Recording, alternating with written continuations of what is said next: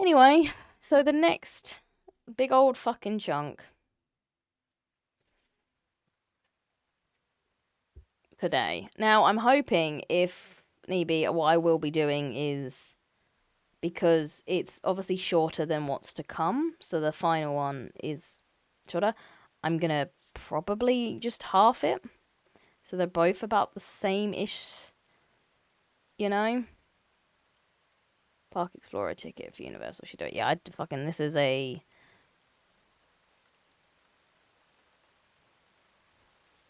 Because what did she say?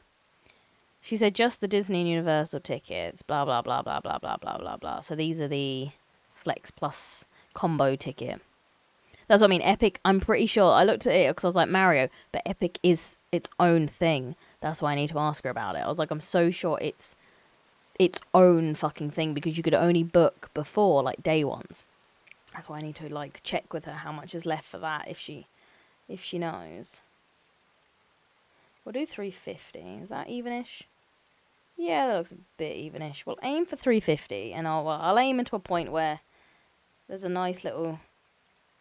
I probably could try and do 4 and 5 today, but what I'm gonna do is I'm gonna put it into 350, and we'll see where we get up to, and we will go from there. So fuck it. On to the fucking 4th iteration of this book. Inevitably, underlying instabilities begin to appear. Obviously, Ian Malcolm. So we left off with the storm coming, the cars losing power, and everything about to go to shit. Oh, and obviously 30. 240 for one day is crazy. Yeah. Mm-hmm. This is what I need to ask her. How much it's gonna fucking cost for the 4 of us to go to fucking Epic. It's expensive. For 10 days in Disney and Universal, it's cost us $1,200 each. Just to go into some fucking parks. Like, it's expensive. Come on, it's expensive. We know this. It's fucking awful. But that's why I need to check with her. But I'm going to do it tomorrow, because obviously, fuck am I doing it, now. I'll be like, look, I'm at work. But, like, how does Epic work, or is that something else? So, in the sense of, like, how much is left for that did you want me to do before I start doing blah, blah, blah, and go from there. But, yeah, it's spenny. It's spenny. Anyway, let's go on to something else that spared no expense. The main road. Rain drummed loudly on the roof of the Land Cruiser. Tim felt the night vision goggles pressing heavily on his forehead. He reached for the knob near his ear and adjusted the intensity. There was a brief phosphorescent flare, and then, in shades of electronic green and black, he could see the Land Cruiser behind, with Dr. Grant and Dr. Malcolm inside. Neat. Dr. Grant was staring out the front windshield towards him. Tim saw him pick up the radio from the dash. There was a burst of static, and then he heard Dr. Grant's voice. Can you see us back here? Tim picked up the radio from Ed Regis. I see you. Everything's all right? We're fine, Dr. Grant. Stay in the car. We will, don't worry. He clicked the radio off. Ed Regis snorted. It's pouring down with rain. Of course we'll stay in the car. He muttered. Tim turned to look at the foliage at the side of the road. Through the goggles, the foliage was a bright electronic green. Just lol. Green grid pattern of the fence. Oh, sorry, bright colored green. And beyond he could see sections of the green grid pattern of the fence. The Land Cruisers were stopped on the downslope of a hill, which must mean they were someplace near the Tyrannosaurus area. It would be amazing to see a Tyrannosaurus with these night vision goggles. A real thrill. Maybe the Tyrannosaur would come to the fence and look over at them. Tim wondered if his eyes would glow in the dark when he saw them. That would be neat. But he didn't see anything, and eventually stopped looking. Everyone in the cars fell silent. The rain thrummed on the roof of the car. Sheets of water streamed down over the side of the windows. It was hard for Tim to see out. Oh, you'll be seeing the tears. It was hard for Tim to see out, even with the goggles. How long have we been sitting here? Malcolm asked. I don't know, 4 to 5 minutes? I wonder what the problem is. Maybe there's a short circuit from the rain. But it happened before the rain really started.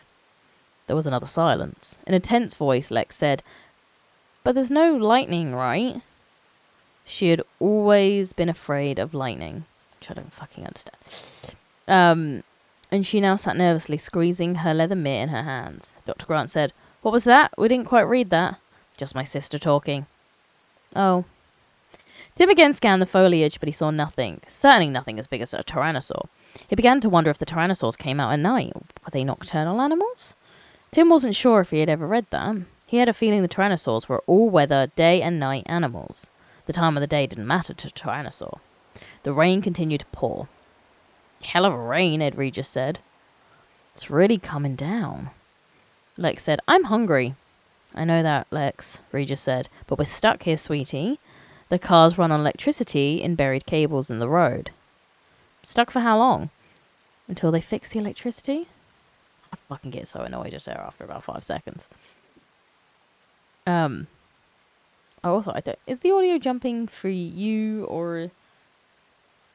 like, in the sense of the rain, or is it just, like, me? I guess I didn't hear this when I did the AirPods, but... because the dinosaurs sound fine, but the rain sounds weird, so I'm just thinking it's the audio. Maybe. Because the dinosaurs sound fine, but I don't remember it doing this. I'm going to quickly restart Spotify, just to be sure. I'm like, Any point. So yeah, I guess maybe it's a...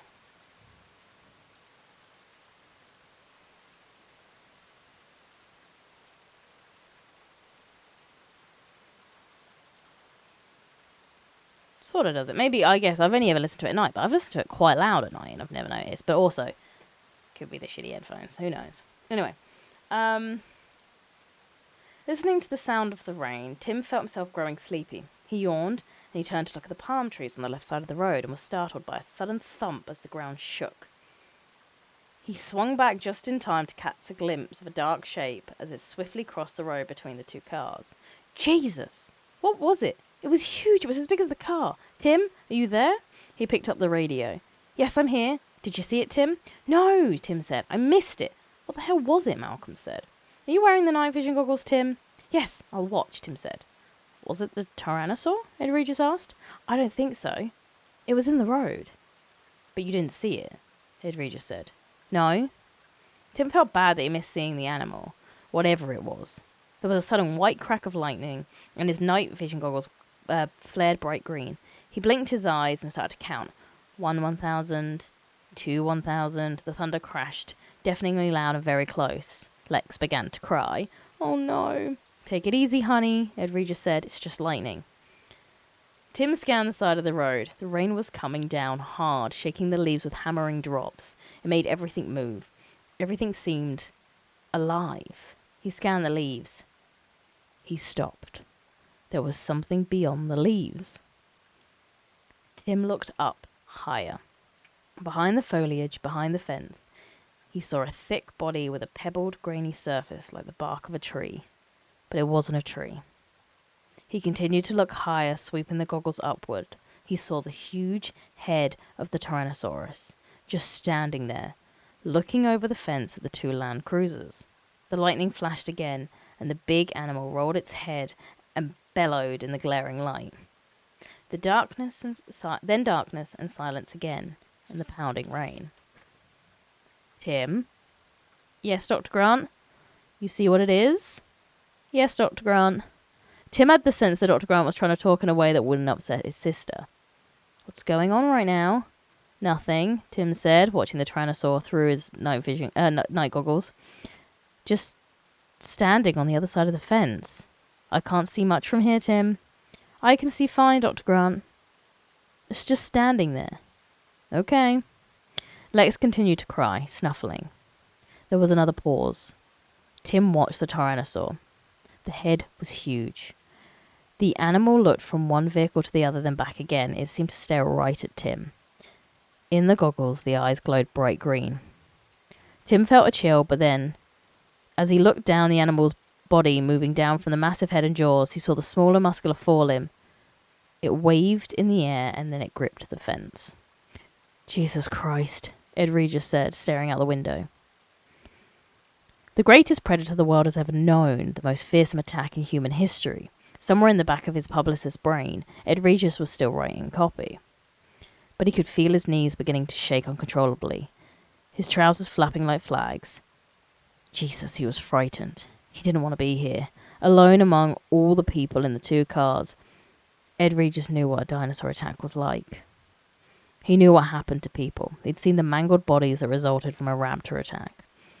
He could picture it in his mind, and this was a Rex, much, much bigger. The greatest meat eater that ever walked the earth. Jesus. When the Tyrannosaur roared, it was terrifying. A scream from some other world. Ed Regis felt the spreading warmth in his trousers. He'd peed in his pants. He was simultaneously embarrassed and terrified. But he knew he had to do something. He couldn't just stay here. He had to do something. Something. His hands were shaking, trembling against the dash. Jesus Christ, he said again.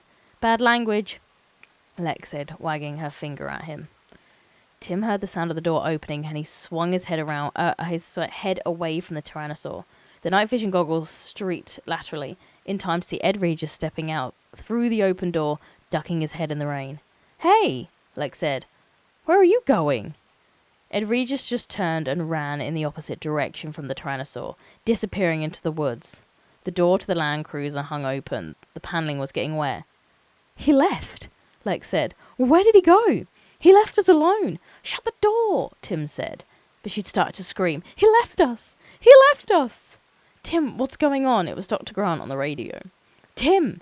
Tim leaned forward and tried to shut the door. From the back seat, he couldn't reach the handle. He looked back at the Tyrannosaur as lightning flashed again, momentarily silhouetting the huge black shape against the white flaring sky. Tim, what's happening? He left us. He left us. Tim blinked to recover his vision. When he looked again, the Tyrannosaurus was standing there, exactly as before, motionless and huge. Rain dripped from its jaws. The falling gripped the fence. And then Tim realized. The Tyrannosaur was holding onto the fence. The fence wasn't electrified anymore. Lex closed the door. I thought you didn't want to go outside in the rain, girl. The radio crackled. Tim, I'm here, Dr. Grant. What's going on? Regis ran away, Tim said. He what? He ran away. I think he saw that the fence isn't electrified. The fence isn't electrified, Malcolm said over the radio. Did he say the fence isn't electrified? Lex, Tim said, close the door. But Lex was screaming, He left us! He left us! In a steady, monotonous wail. And there was nothing for Tim to do but climb out of the back door into the slashing rain and shut the door for her. Thunder rumbled and the lightning flashed again. Tim looked up and saw the Tyrannosaur crashing down the cyclone fence with a giant hind limb. Grandma there like, I see you, I see you. Timmy! He jumped back in and slammed the door, the sound lost in the thunderclap. The radio. Tim, are you there? He grabbed the radio. I'm here. He turned to Lex. Lock the doors, get in the middle of the car, and shut up. Outside, the Tyrannosaur rolled its head and took an awkward step forward. The claws of his feet had caught in the grid of the flattened fence. Lex saw the animal finally and became silent, still. She watched with wide eyes. Radio crackled. Tim? Yes, Dr. Grant? Stay in the car. Stay down. Be quiet. Don't move and don't make any noise. Okay. You should be alright. I don't think it can open the car. Okay. Just stay quiet so you don't arouse its attention any more than necessary. Okay. Tim clicked the radio off. You hear that, Lex? His sister nodded, silently. She never took her eyes off the dinosaur. The Tyrannosaur roared. In the glare of lightning, they saw it pull free of the fence and take a bounding step forward. Now it was standing between the 2 cars. Tim couldn't see Dr. Grant's car anymore because a huge body blocked his view. The rain ran in rivulets down the pebbled skin of the muscular hind legs. He couldn't see the animal's head, which was high above the roofline. The Tyrannosaur moved around to the side of their car. It went to the very spot where Tim had gotten out of the car, where Ed Regis had gotten out of the car. The animal paused there, the big head dug down toward the mud. Tim looked back at Dr. Grant and Dr. Malcolm in the rear car. Their faces were tense as they stared forward through the windshield. The huge head raised back up, jaws open, and then stopped by the side windows. In a glare of lightning, they saw the beady, expressionless reptile eyes moving in his socket. It was looking in the car. His sister's breath came in ragged, frightened gasps. He reached out and squeezed her arm, hoping she would stay quiet. The dinosaur continued to stare for a long time through the side window. Perhaps the dinosaur couldn't really see them, he thought. Finally, the head lifted up out of view again. Timmy, Lex whispered. It's okay, Tim whispered. I don't think it saw us. He was looking back toward Dr. Grant when a jolting impact rocked the Land Cruiser and shattered the windshield in a spiderweb as the Tyrannosaurus's head crashed against the hood of the Land Cruiser. Tim was not flat on the seat. The night vision goggles slid off his forehead. He got back up quickly, blinking in the darkness, his mouth warm with blood. Lex? He couldn't see his sister anywhere. The Tyrannosaur stood near the front of the Land Cruiser, its chest moving as it breathed, the forelimbs making clawing movements in the air. Lex? Tim whispered. Then he heard her groan. She was lying somewhere on the floor under the front seat. Then the huge head came down, entirely blocking the shattered windshield.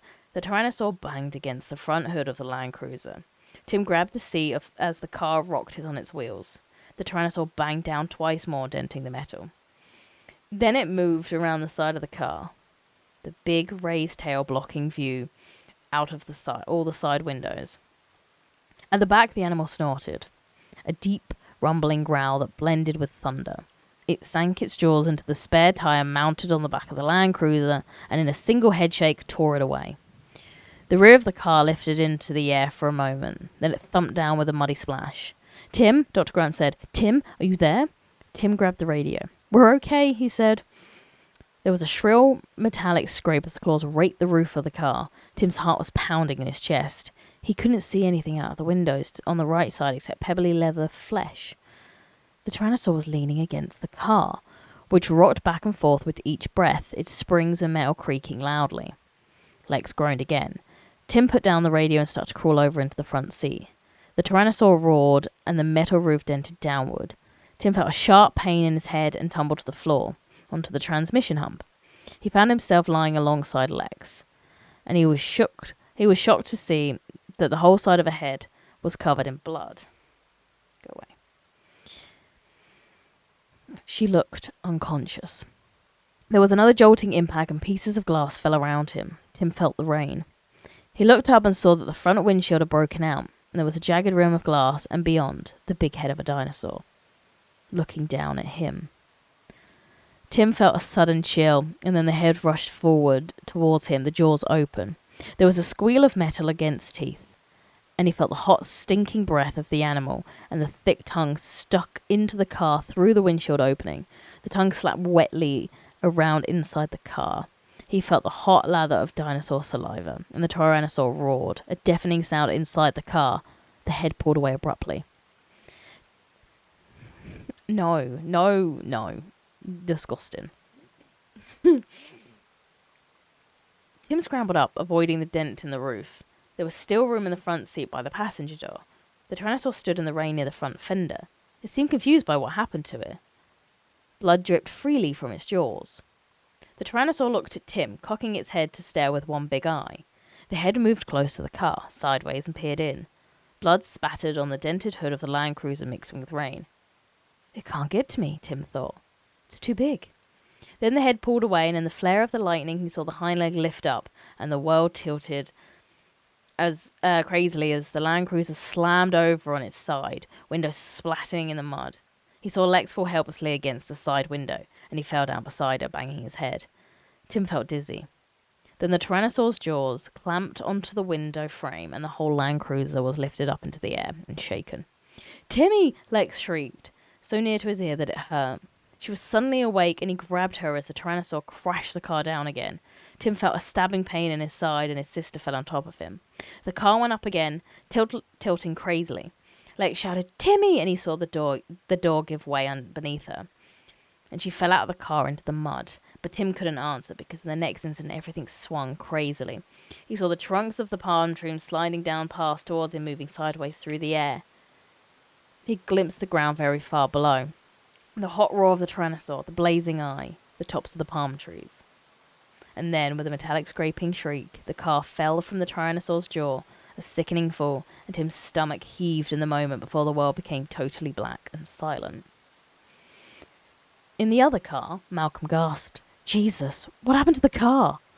Grant blinked his eyes in the lightning as the lightning faded. The other car was gone. Grant couldn't believe it. He peered forward, trying to see through the rain-streaked windshield. The dinosaur's body was so large it was probably just blocking. No. In another flash of lightning, he saw clearly the car was gone. "What happened?" Malcolm said. "I don't know." Faintly over the rain, Grant heard the sound of a girl screaming. The dinosaur was standing in the darkness of the road up ahead, but they could see well enough it was bending over, sniffing the ground. Or eating something on the ground. "Can you see?" Malcolm said, squinting. "Not much, no," Grant said. The rain pounded on the roof of the car. He listened for the little girl, but he didn't hear her anymore. The two men sat in the car listening. "Was it the girl?" Malcolm said. It sounded like the girl. "It did, yes." "Was it?" "I don't know," Grant said. He felt a seeping fatigue overtake him. Blurred through the rainy windshield, the doctor was coming toward their car. Slow, ominous strides coming right toward them. Malcolm said, "You know, at times like this, one feels, well, perhaps extinct animals should be left extinct. Don't you have that feeling now?" "Yes," Grant said. He was feeling his heart pounding. Do you have any suggestions about what to do now?" "I can't think of a thing," Grant said. Malcolm twisted the handle, kicked open the door, and ran. But even as he did, Grant could see he was too late. The Tyrannosaur was too close. There was another crack of lightning, and in the instant glaring white light, Grant watched in horror as the Tyrannosaur roared and leapt forward. Grant was not clear about exactly what happened. Malcolm was running, his feet splashing in the mud. The Tyrannosaur bounded alongside him and ducked its massive head, and Malcolm was tossed in the air like a small doll. But then Grant was out of the car too, feeling the cold rain slashing his face and body. The Tyrannosaur had turned its back to him, the huge tail swinging through the air. Grant was tensing to run for the woods when suddenly the Tyrannosaur spun back to face him and roared. Grant froze. He was standing beside the passenger door of the Land Cruiser drenched in the rain. He was completely exposed. The Tyrannosaur was no more than 8 feet away. The big animal roared again. At so close a range, the sound was terrifyingly loud. Grant felt himself shaking with cold and fright. He pressed his trembling hands against the metal of the door panel to steady them. The Tyrannosaur roared once more, but it did not attack. It cocked its head and looked first with one eye, then the other, at the Land Cruiser, and it did nothing. It just stood there. What's going on? The powerful jaws opened and closed. The Tyrannosaur bellowed angrily, and then the big hind leg came up and crashed down on the roof of the car. The claws slid off with a metal screech, barely missing Grant as he stood there, still unmoving. The foot splashed in the mud. The head ducked down in a slow arc, and the animal inspected the car, snorting. It peered into the front windshield, then moving toward the rear. It banged the passenger door shut and moved right toward Grant as he stood there. Grant was dizzy with fear. His heart pounded inside his chest. With the animal so close, he could smell the rotten flesh in its mouth, the sweetish blood smell, the sickening stench of the carnivore. He tensed his body, awaiting the inevitable. The big head slid past him toward the rear of the car. Grant blinked. What had happened? Was it possible the Tyrannosaur hadn't seen him? It seemed as if it hasn't, but how could that be? Grant looked back to the animal sniffing the rear-mounted tire. It nudged the tire with its snout. Then the head swung back. Again, it approached Grant. This time the animal stopped, the black flaring nostrils just inches away. Grant felt the animal's startling hot breath on his face. But the animal wasn't sniffing like a dog. It was just breathing, and if anything, it seemed puzzled. No, the Tyrannosaur couldn't see him. Not if he stood motionless. And in a detached academic corner of his mind, he found an explanation for that, a reason why. The jaws opened before him, the massive head raised up. Grant squeezed his fists together and bit his lip, trying desperately to remain motionless, to make no sound. The Tyrannosaur bellowed into the night air. But by now Grant was beginning to understand. The animal couldn't see him, but it suspected he was there, somewhere, and was trying with its bellowing to frighten Grant into revealing some movement. So long as he stood his ground, Grant realized he was invisible. In a final gesture of frustration, the big hind leg lifted up and kicked the Land Cruiser over, and Grant felt searing pain and the suppressing sensation of his own body flying through the air. It seemed to be happening very slowly, and he had plenty of time for the world to turn colder and watch the ground rush upon to strike him in the face. My God, I fucking love this shit. Love when it gets good.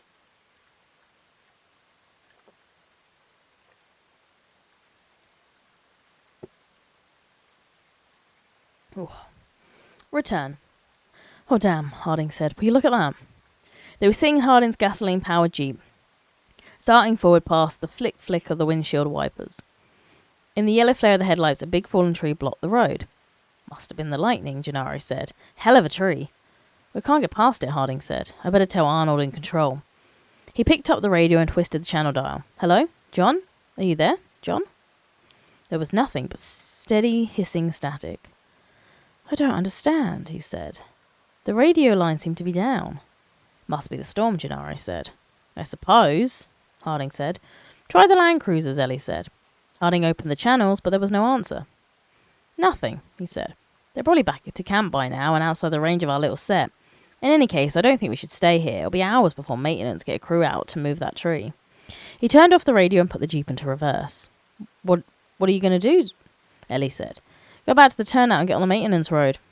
Fortunately, there's a second road system, Harding explained. We have one road for visitors and a second road for animal handlers and feed trucks and so on. We'll drive back on the maintenance road. It's a little longer and not so scenic, but you may find it interesting. If the rain lets up, we'll get a glimpse of some animals at night. We should be back in 40 minutes, Harding said. If I don't get lost. Harding turned the Jeep around in the night and headed south again. Lightning flashed and every monitor in the control room went black. Arnold sat forward, his body rigid and tense. Jesus, not now. Not now. That was all he needed, to have everything go out now in a storm. All the main power circuits were surge protected, of course. But Arnold wasn't sure about the modems Nedry was using for his data transmission. Most people didn't know it was possible to blow an entire system through a modem. The lightning pulse climbed back into the computer through the telephone line. And bang! No more motherboard, no more RAM, no more file server, no more computer. The screens flickered and then one by one they came back on. Arnold sighed and collapsed back into his chair. He wondered again where Nedry had gone. 5 minutes ago he sent guards to search the building for him. The fat bastard was probably in the bathroom reading a comic book. But the guards hadn't come back, and they hadn't called in. 5 minutes. If Nedry was in the building, they should have found it by now. Someone took the damn Jeep, Muldoon said, as he came back into the room. Have you talked to the Land Cruisers yet? Can't raise them on the radio, Arnold said. I have to use this because the main board is down. It's weak, but it ought to work. I've tried all 6 channels. I know they have radios in the car, but they're not answering. That's not good, Muldoon said. If you want to go out there, take one of the maintenance vehicles. I would, Muldoon said, but they're all in the East Garage, more than a mile from here. Where's Harding? I assume he's on his way back. Then I'll pick people up in the Land Cruisers on his way. I assume so. You don't want to tell Hammond the kids aren't back yet? Hell no, Arnold said. I don't want that son of a bitch running around here screaming at me. Everything's all right for the moment. The Land Cruisers are stuck in the rain. They can sit a while until Harding brings them back. Or wait until we find Nedry and make the little bastard turn the systems back on. Can't get them back on, Muldoon said. Arnold shook his head. I've been trying, but Nedry's done something to the system. I can't figure out what. But if I have to get the code itself, that'll take hours. We need Nedry. We've got to find that son of a bitch right away. Nedry. The sign said electrified fence, 10,000 volts, do not touch, but Nedry opened it with his bare hand and unlocked the gate, swinging it wide. He went back to the Jeep, drove through the gate, and then walked back to close it behind him. Now he was inside the park itself, no more than a mile from the east dock. He stepped on the accelerator, hunched forward over the steering wheel, peering through the rain/windshield as he drove the Jeep down the narrow road. He was driving fast, too fast. But he had to keep his timetable. He was surrounded all sides by black jungle, but as soon as he should be able to see the beach and the ocean off to his left. This damned storm. My favourite librarian. Hi, Chubbs. How are you? How's life? How's everything? Where the fuck are we? The damn storm, he thought. It might screw up everything. Because if Dodgson's boat wasn't waiting for him at the east dock when Nedry got there, the whole plan would be ruined. Nedry couldn't wait very long, or he would be missed back at the control panel. The whole idea behind the plan was that he could drive to the east dock, drop off the embryos, and be back in a few minutes before anyone noticed. It was a good plan, a clever plan. Nedry worked on it carefully, refining every detail. This plan was going to make him $1.5 million, 1.5 meg. That was 10 years of income in a single tax-free shot, and it was going to change his life. Nedry be damned careful, even to the point of making Dodgson meet him in San Francisco airport at the last minute with an excuse about wanting to see the money. Actually, Nedry wanted to record his conversation with Dodgson and mention him by name on the tape, just so that Dodgson wouldn't forget he owed the rest of the money. Nedry was including a copy of the tape with the embryos. In short, Nedry had thought of everything. Except this damned storm. I am very good. Something dashed across the road. A white flash in his headlights. It looked like a large rat. It scurried into the underbush, dragging a fat tail. Possum. Amazing that a possum could survive here. You'd think the dinosaurs would get an animal like that. Where was the damn dog? He was driving fast and he'd already been gone 5 minutes. He should have reached the east dock by now. Had he taken a wrong turn? He didn't think so. He hadn't seen any forks in the road. Then where was the dock? It was a shock when he came around the corner and saw the road terminated in a grey concrete barrier 6 feet tall and streaked dark with rain. Oh, my things. No, don't fall out. I need you. He slammed on the brakes and the Jeep fishtails. Losing traction. Oh, God. Losing traction in an end-to-end spin, and for a horrified moment he thought it was going to smash into the barrier. He knew he was going to smash. He spun the wheel frantically and the Jeep slid to a stop, the headlights just a foot from the concrete wall. He paused there, listening to the rhythmic flick of wipers. He took a deep breath and exhaled slowly. He looked back down the road. He had obviously taken a wrong turn somewhere. He could retrace his step, but that would take too long.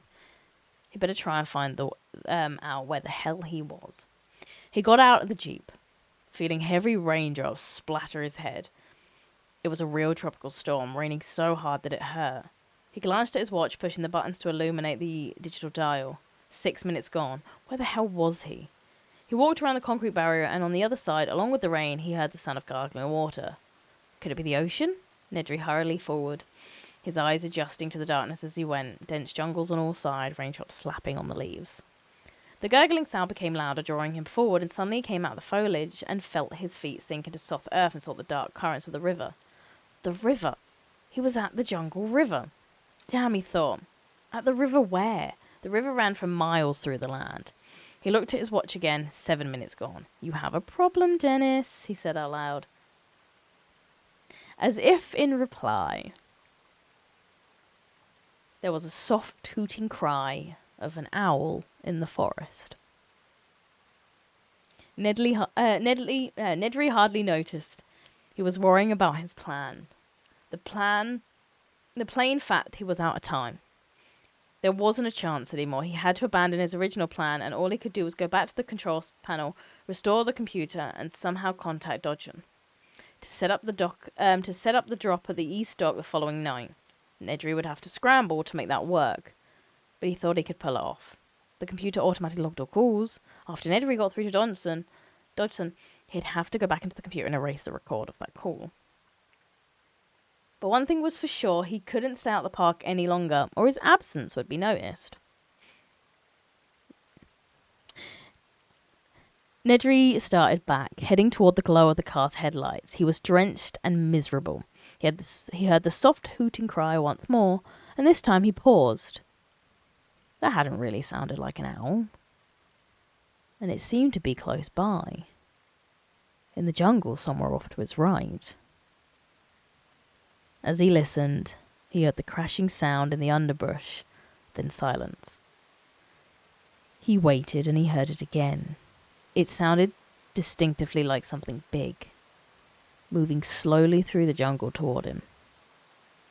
Something big, something near. A big dinosaur. Get out of here. Nedry began to run. He made a lot of noise as he ran, but even so he could hear the animal crashing through the foliage and hooting. It was coming closer. Stumbling over the tree roots in the darkness, clawing his way past dripping branches, he saw the jeep ahead and the light shining around the vertical wall of the barrier that made him feel better. In a moment, he'd be in the car and then he'd get the hell out of here. He scrambled around the barrier and then he froze. The animal was already there. But it wasn't close. The dinosaur stood 40 feet away at the edge of the illumination of the headlights. Nedry hadn't taken the tour. We hadn't seen the different types of dinosaurs. But this one was strange looking. The 10 feet tall body was yellow with black spots. And along the head ran a pair of V-shaped crests. The dinosaur didn't move, but again gave a soft hooting cry. Nedry waited to see if it would attack. It didn't. Perhaps the headlight from the jeep frightened it, forcing it to keep its distance like fire. The dinosaur stared at him and then snapped its head in a single, swift motion. Nedry felt something smack wetly against his chest. He looked down and saw a dripping glob of foam on his rain-soaked shirt. He touched it curiously, not comprehending. It was spit. The dinosaur had spit on him. It was creepy, he thought. He looked back at the dinosaur and saw the head snap again, and immediately felt another wet smack against his neck. Just above the shirt collar, he wiped it away with his hand. Jesus, it was disgusting. But the skin of his neck was already starting to tingle and burn. And his hand was too. It was almost like he'd been touched with acid.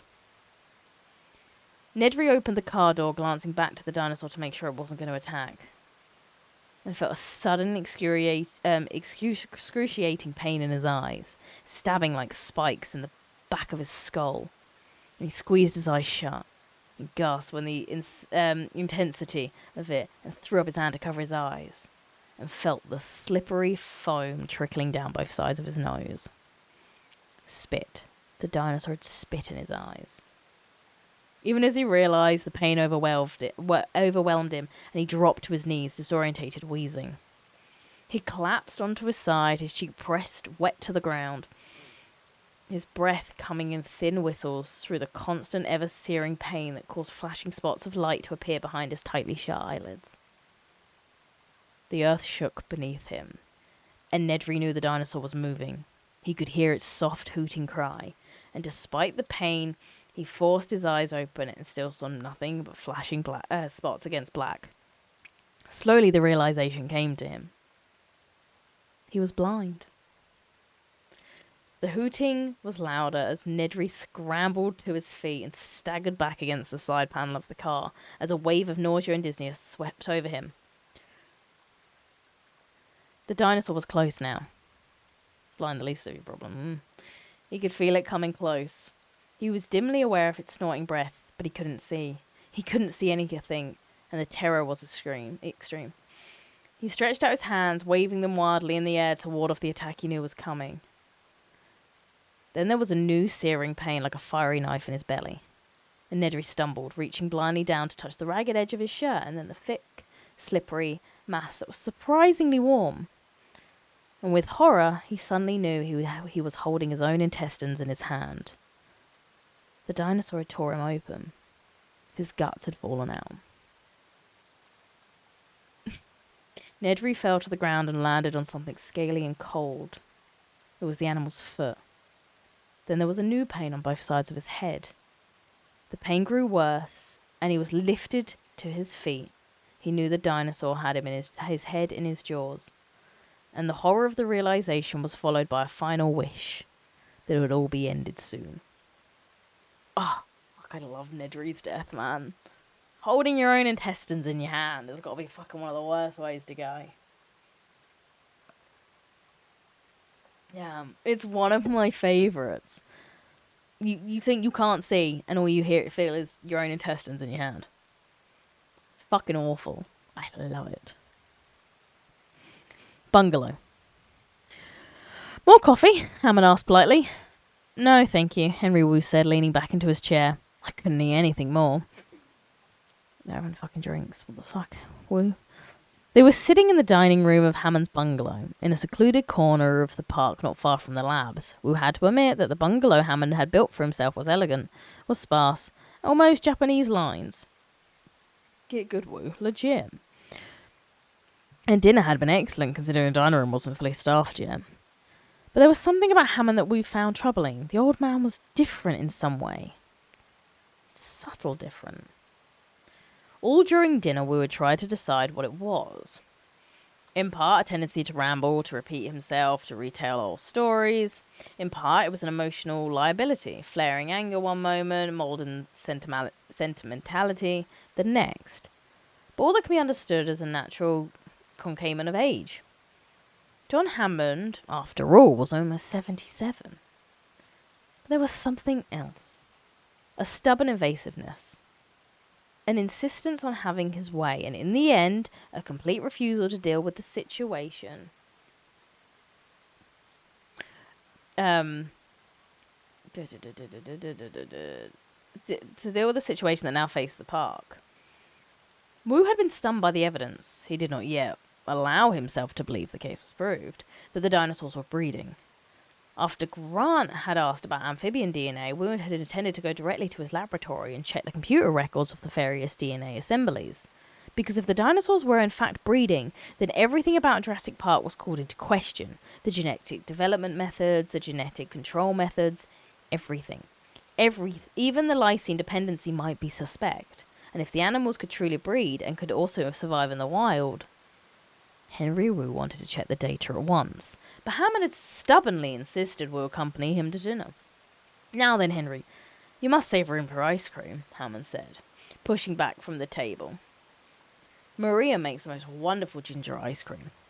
All right, Wu looked at the beautiful, silent serving girl. His eyes followed her out of the room and then glanced up at the single video monitor mounted in the wall. The monitor was dark. Your monitor's out, Wu said. Is it? Hammond glanced over. Must be the storm. He reached behind for him for the telephone. I'll just check with John in control. Wu could hear the static crackle on the telephone line. Hammond shrugged and set the receiver back in its cradle. Lines must be down, he said. Or maybe Nedry's still doing data transmission.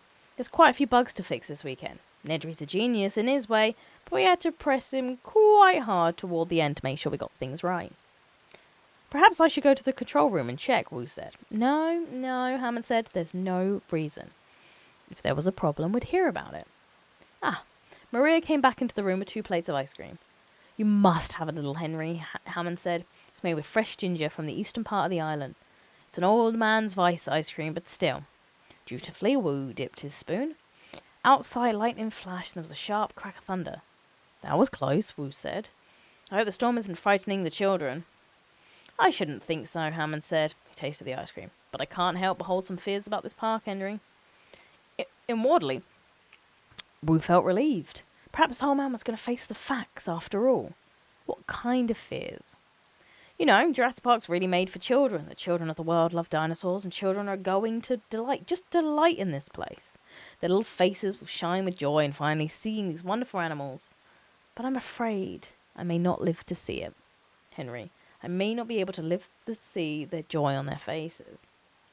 I think there are other problems too, Wu said, frowning.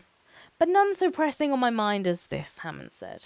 That I may not live to see their shining, delighted faces. This is our triumph, this park. We have done what we set out to do, and you remember our original intent was to use the newly emerging technology of genetic engineering to make money. A lot of money. Spared no expense. I'm with Wu. 37 raptors, Hammond. You're not going to live up about the raptors, are you? All you can hear about is fucking raptors.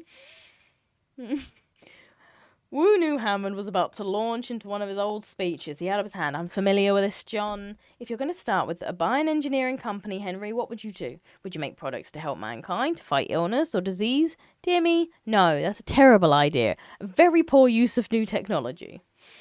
Hammond shook his head sadly. Yet, you'll remember, he said, the original genetic engineering companies, like Genetech and Cetus, were all started to make pharmaceuticals. New drugs for mankind. Noble, noble purpose.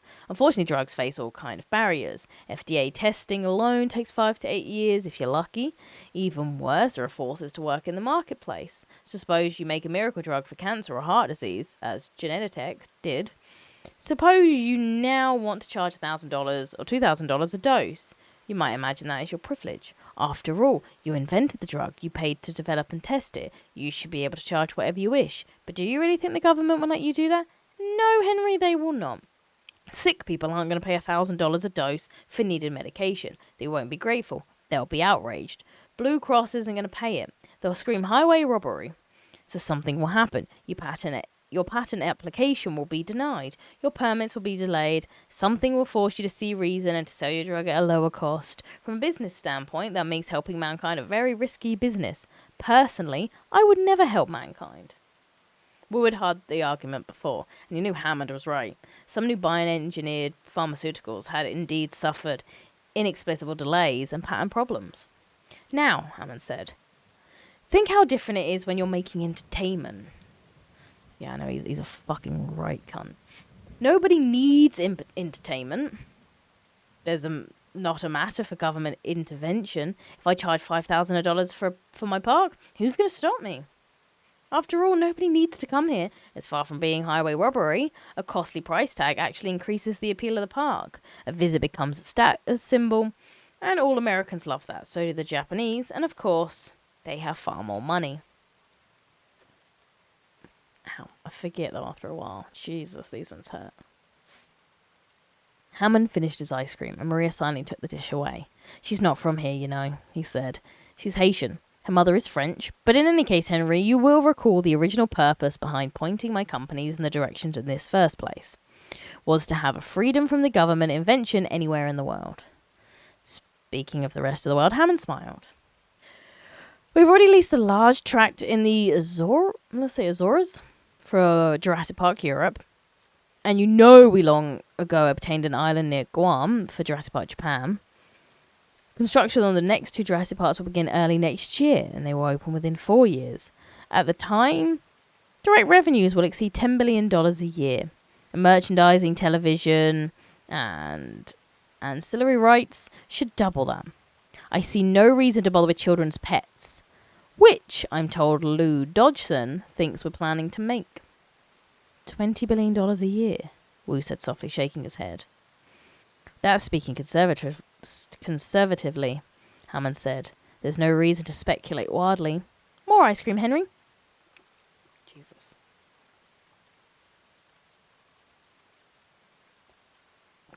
Did you find him? Arnold snapped when the guard walked into the control room.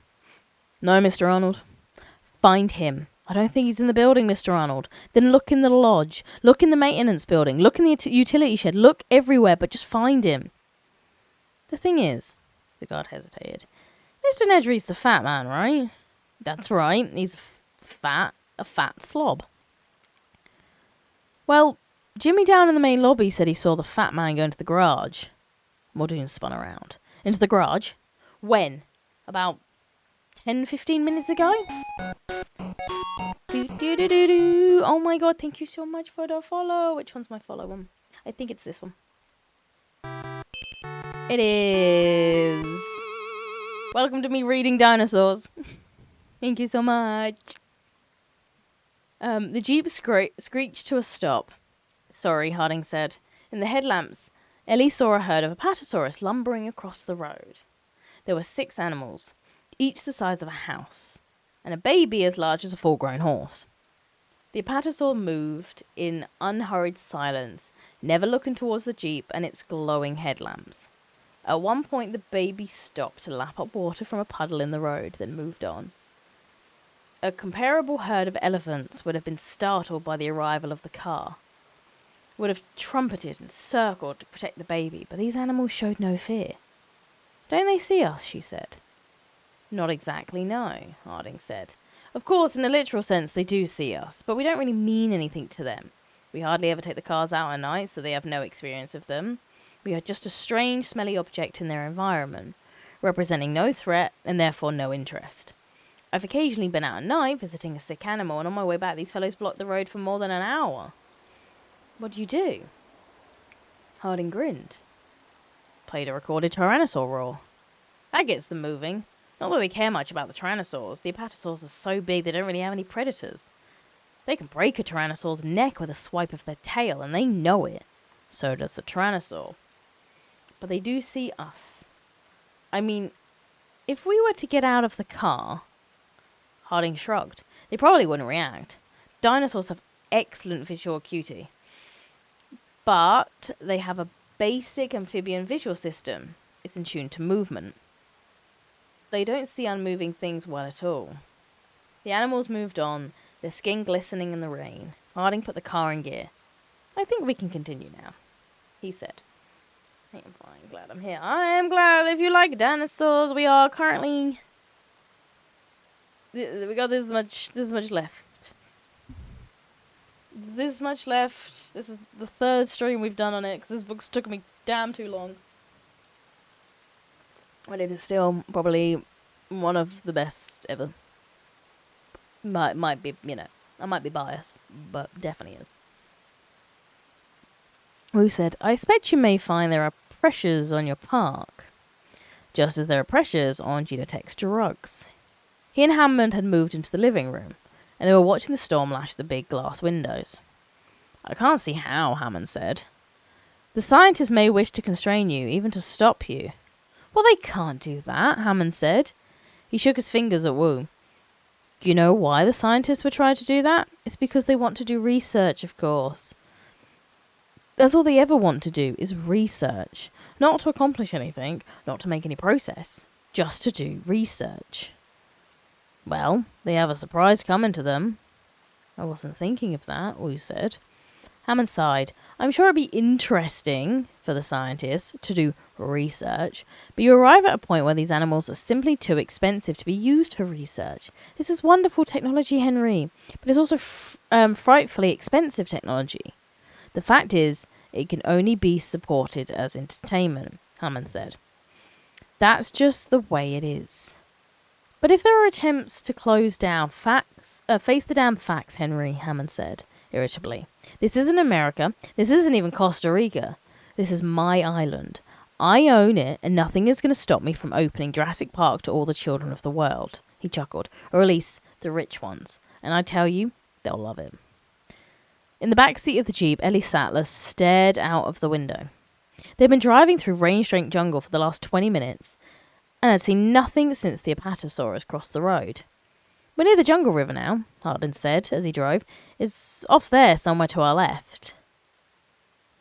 He abruptly slammed on the brakes. The car skidded to a stop in front of a flock of small green animals. Well, you're getting quite a show tonight. Those are compies. Procompsognathids, Ellie thought, wishing that Grant were here to see them.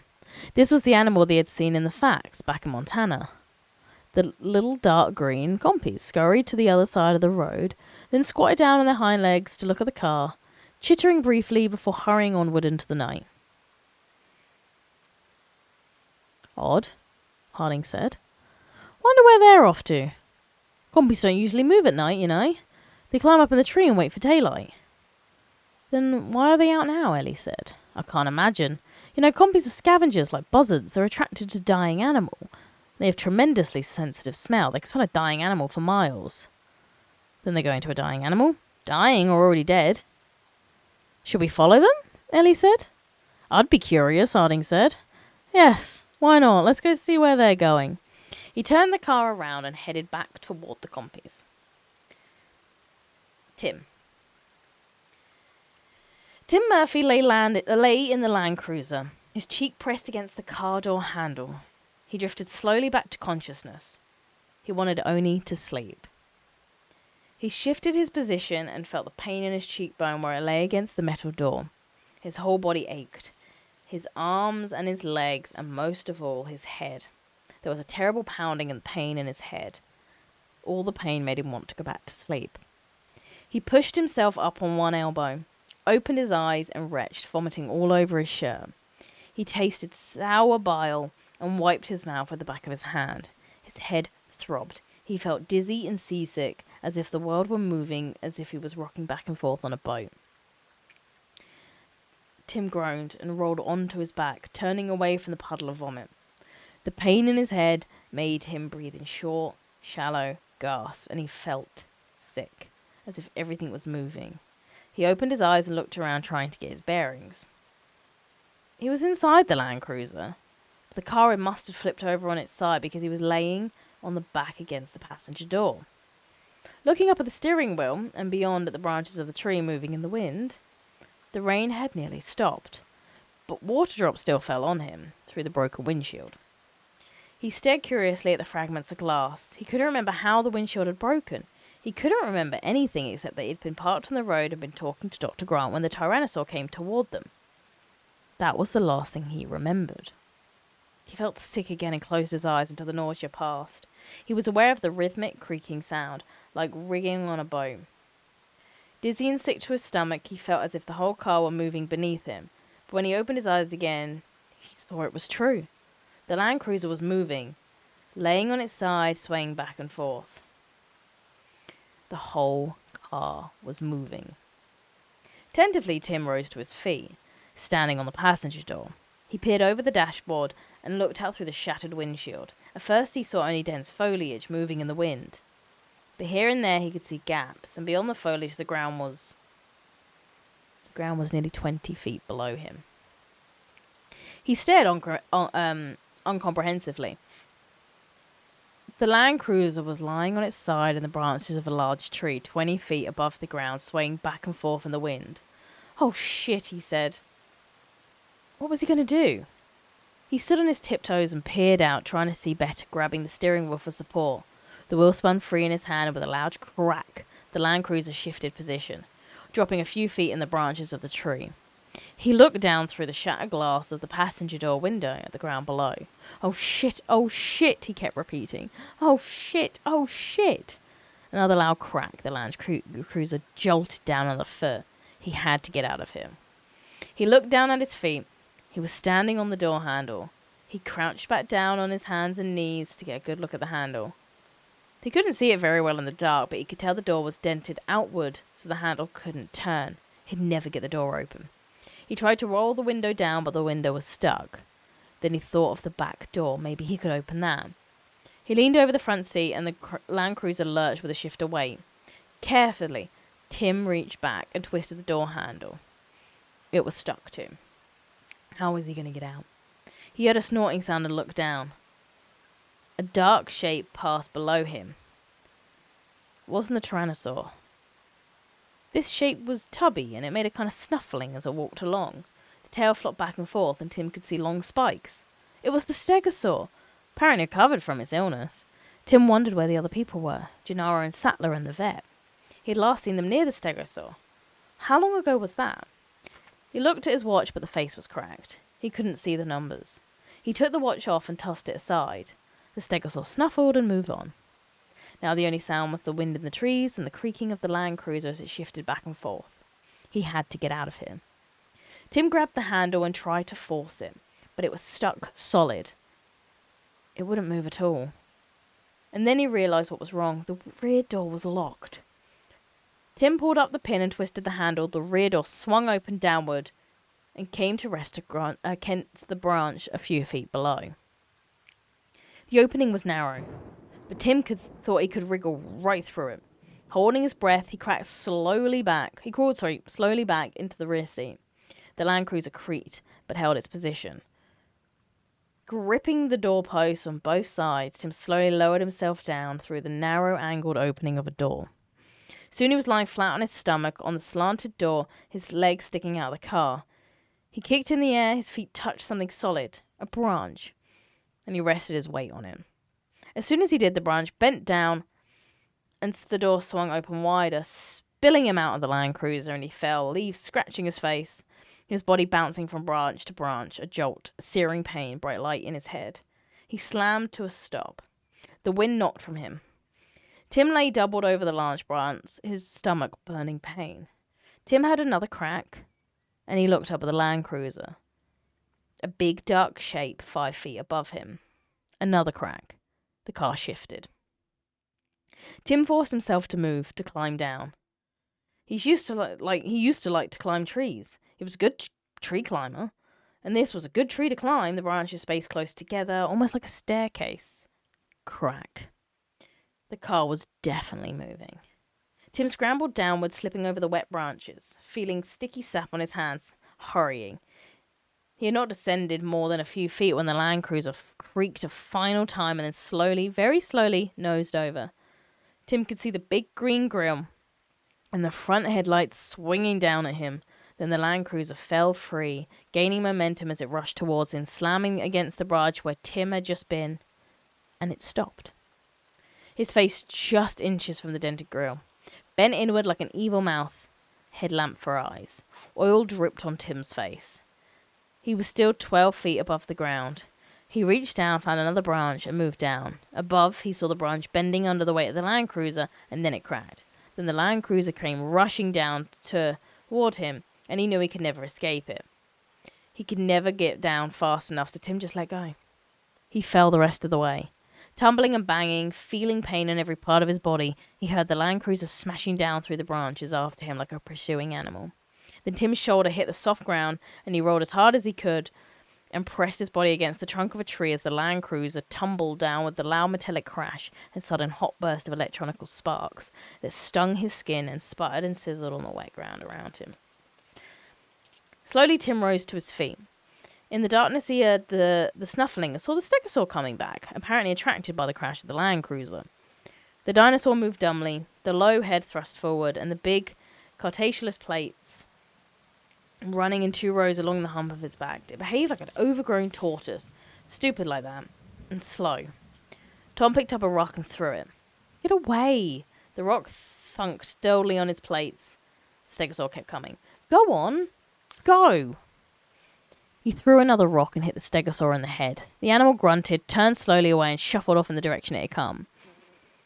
Tim leaned against the crumpled Land Cruiser and looked around in the darkness. He had to get back to the others, but he didn't want to get lost. He knew somewhere in the park, probably not far from the main road, if he could only get his bearings. He couldn't see much in the dark, but then he remembered the goggles. He climbed through the shattered front windshield into the Land Cruiser and found the night vision goggles and the radio. The radio was broken and silent, so he left it behind, but the goggles still worked. He flicked them on and saw the reassuring, familiar, phosphorescent green image.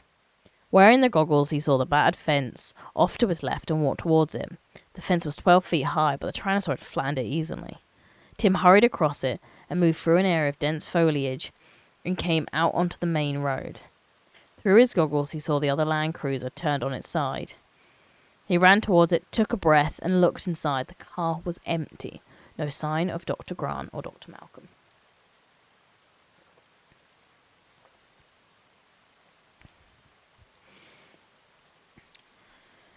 Where had they gone? Where had everybody gone? He felt sudden panic. Standing alone in the jungle road at night with that empty car and turned quickly in circles, seeing the bright green world and the goggles swirl. Something pale by the side of the road caught his eye. It was Lex's baseball. He wiped the mud off it. Lex! Tim shouted as loud as he could, not caring if the animals heard him. He listened, but there was only wind and the plink of raindrops falling from the trees. Lex! He vaguely remembered that she had been in the Land Cruiser when the Tyrannosaur attacked. Had she stayed there? Or had she gotten away? The events of the attack were confused in his mind. He wasn't exactly sure what happened. Just to think of it made him uneasy. He stood in the road gasping with panic. Lex! Number 1 mod. Oh, she's back. She's back. Where you been though? It's been an hour and 70. Where you been? You missed the one of the best deaths in the book. Where you been? God. How long has it been? Muldoon said, coming back to the control room. He was carrying a black metal case.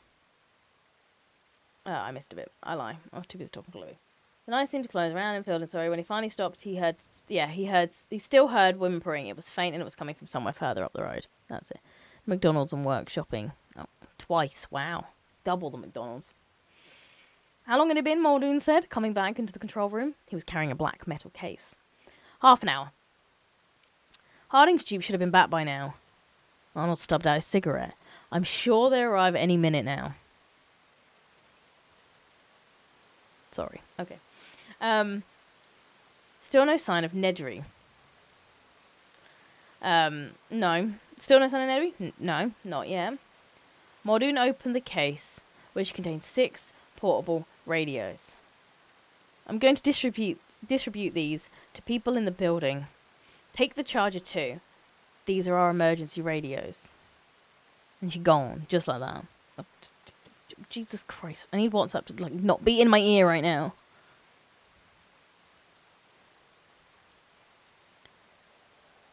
Oh, I can't even close WhatsApp. It just comes up. Okay, do you know what? Fair enough. Wait. Nap time. Do not disturb is on. I figure I can do that on this thing. Cool.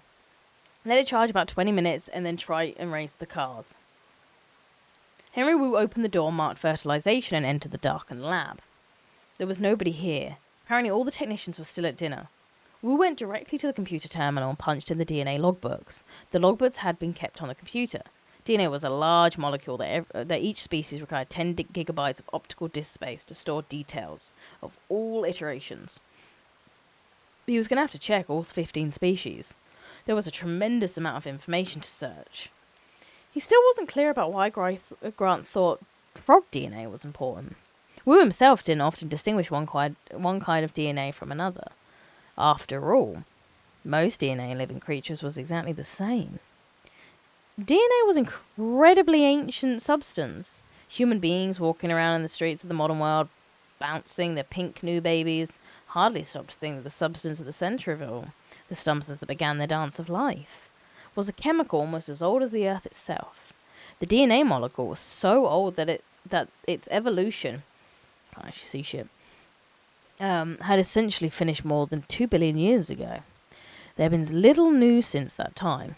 Just a few recent combinations of the old genes. Not much of that.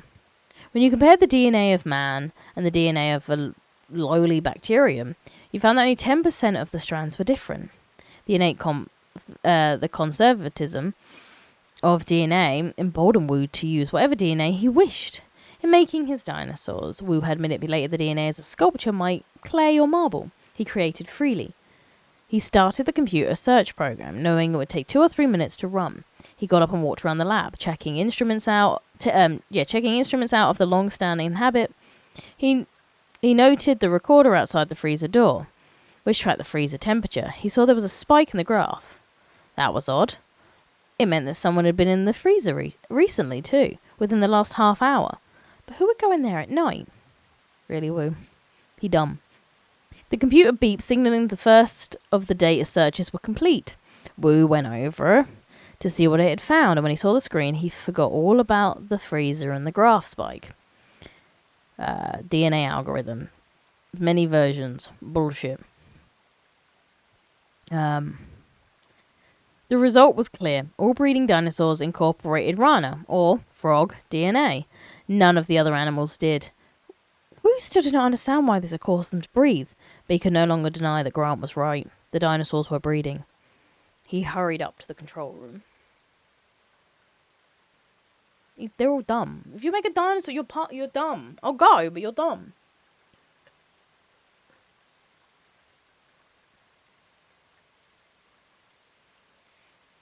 Like, I am also dumb. I would go to said dinosaur park. I am dumb. That's how I want to die. But you're dumb for making it. Why is only one ear ever hurts? I really need to find my Apple ones. Pains me how he did the DNA. So he's playing God. Not necessarily about the DNA. He's playing God. You just got to remember that's all they're doing. God. Lex. She was curled up inside a big 1-meter drainage pipe that ran under the road. She held her baseball glove in her mouth and she was rocking back and forth, banging her head repeatedly against the back of the pipe. It was dark in there, but he could see her clearly with his goggles. She seemed unhurt, and he felt a great burst of relief. Lex? It's me, Tim. She didn't answer. She continued to bang her head on the pipe. Come on out. She shook her head no. He could see she was badly frightened. Lex, he said, if you come out, I'll let you wear the night goggles. She just shook her head. Look what I have, he said, holding up his hand. She stared uncomprehendedly. It was probably too dark for her to see. It's your ball, Lex. I found your ball. So what? He tried another approach. Must be uncomfortable in there. Cold too. Wouldn't you like to come out? She resumed banging her head against the pipe. I definitely, in this chair slowly got lower. Why not? There's animals out there. I threw him for a moment. She hadn't said animals for years. Oh, aminals. I'm just reading it correctly. Aminals. The aminals are gone, he said. There's a big one. A Tyrannosaurus Rex. He's gone. Where did he go? I don't know. But he's not around here anymore. Lex said, hoping it was true. Tim said, hoping it was true. Lex didn't move. He heard banging again. Tim sat down in the grass outside the pipe where she could see him. The ground was wet where he sat. He hugged his knees and waited. He couldn't think of anything else to do. I'm just going to sit here and rest. Is Daddy out there? No, he said, feeling strange. He's back at home, Lex. Is Mummy? No, Lex. Are there any grown-ups out there? Lex said. Not yet, but I'm sure they'll come soon. They're probably on their way right now. Then he heard her moving inside the pipe, and she came out, shivering with cold and with dry blood on her forehead, but otherwise she looked all right. She looked in surprise and said, Where's Dr. Grant? I don't know. Well, he was here before.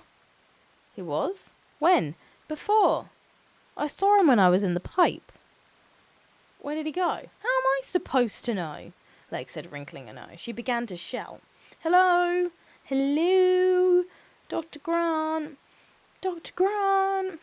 Tim was uneasy at the noise she was making. It might bring back the Tyrannosaur. But a moment later he heard an answering shout. It was coming from the right, over towards the Land Cruiser that Tim had left a few minutes before. With his goggles, Tim saw the relief that Dr. Grant was walking toward them. He had a big tear in his shirt at the shoulder, but otherwise he looked okay. Thank God, he said. I've been looking for you. Oh, right. He's starting to piss me off. Yeet.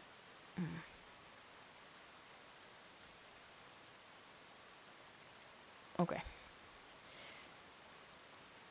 Right, I'm going to just get comfy again, because apparently I feel like I've moved, even though I haven't. Ooh.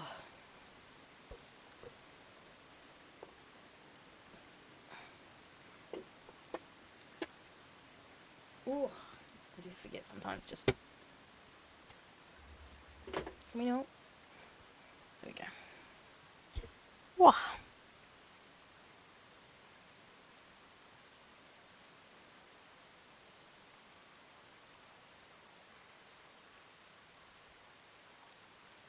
There we go. Ah, that's why it's pulling. They moved. There we go.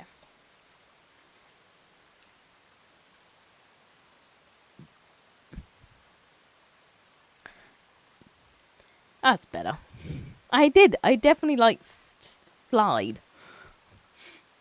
Shivering, Ed Reed just got to his feet and wiped the cold mud off his hands and face and hands.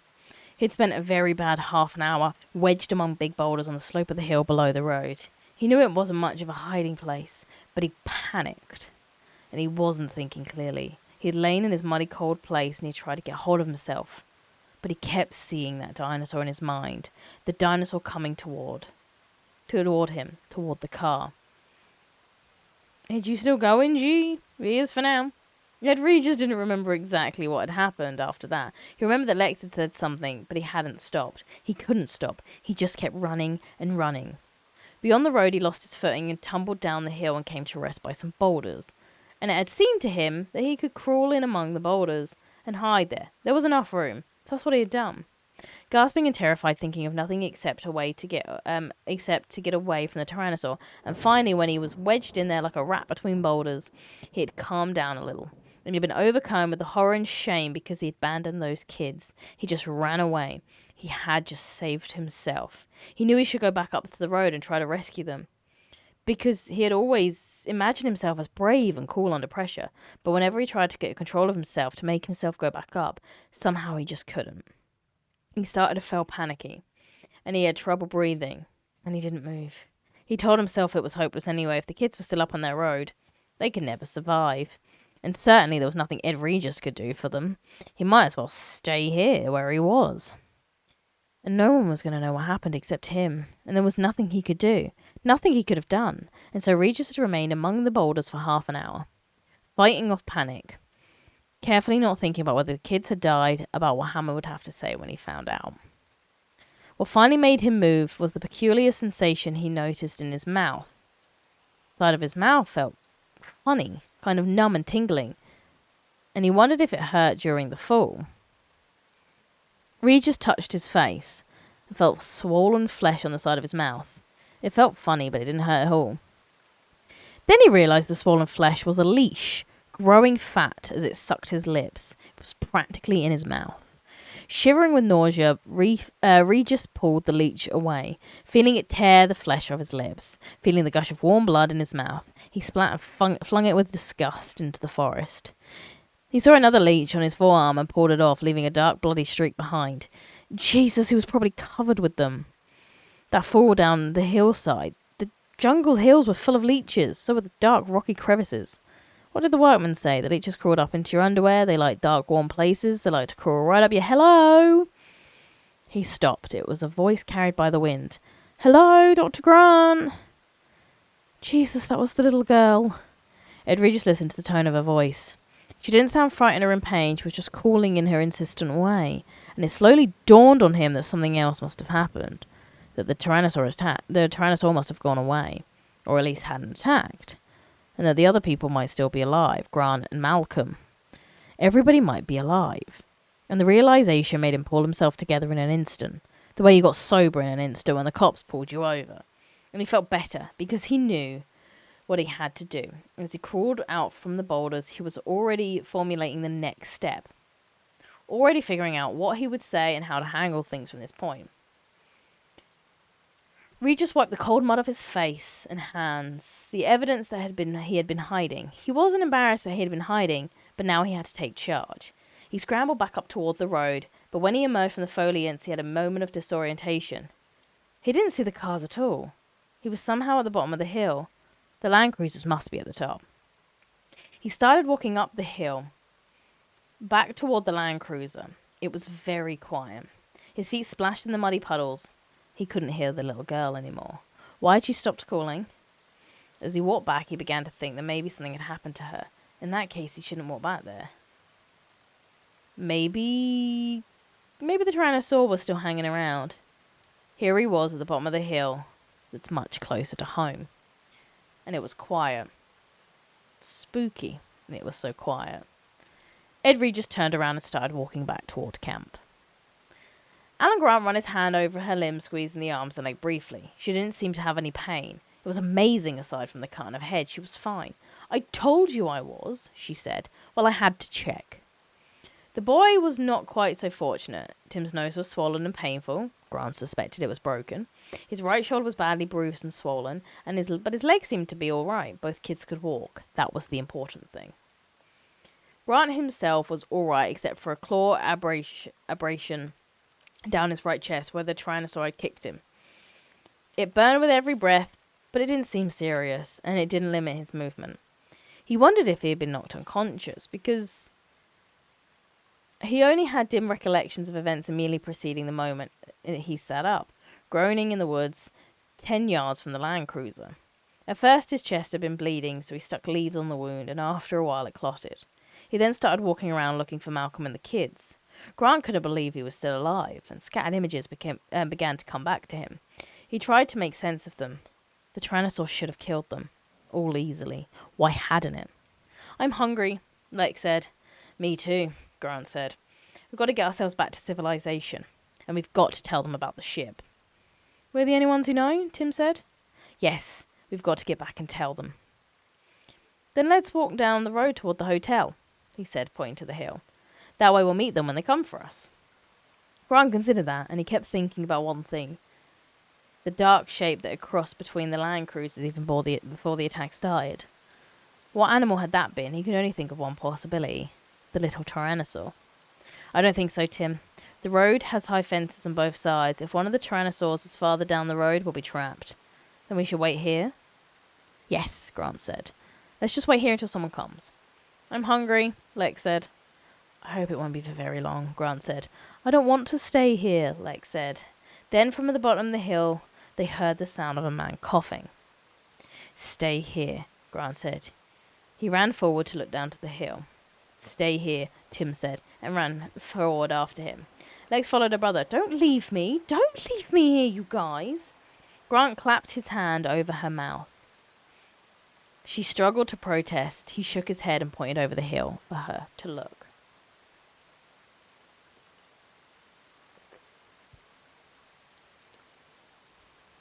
At the bottom of the hill, Grant saw Ed Regis standing rigid, unmoving.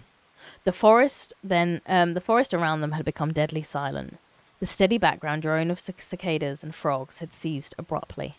There was only the faint rustle of leaves and the whine of the wind. Lex started to speak, but Grant pulled her against the trunk of the nearest tree, ducking down among the heavy, gnarled roots of its base. Tim came in right after them. Grant put his hands to his lips, signaling them to be quiet, and then he slowly looked around the tree. The road below was dark, and as the branches of the big trees moved in the wind, the moonlight filtering through made a dappled shifting pattern. Ed Regis was gone. It took Grant a moment to locate him.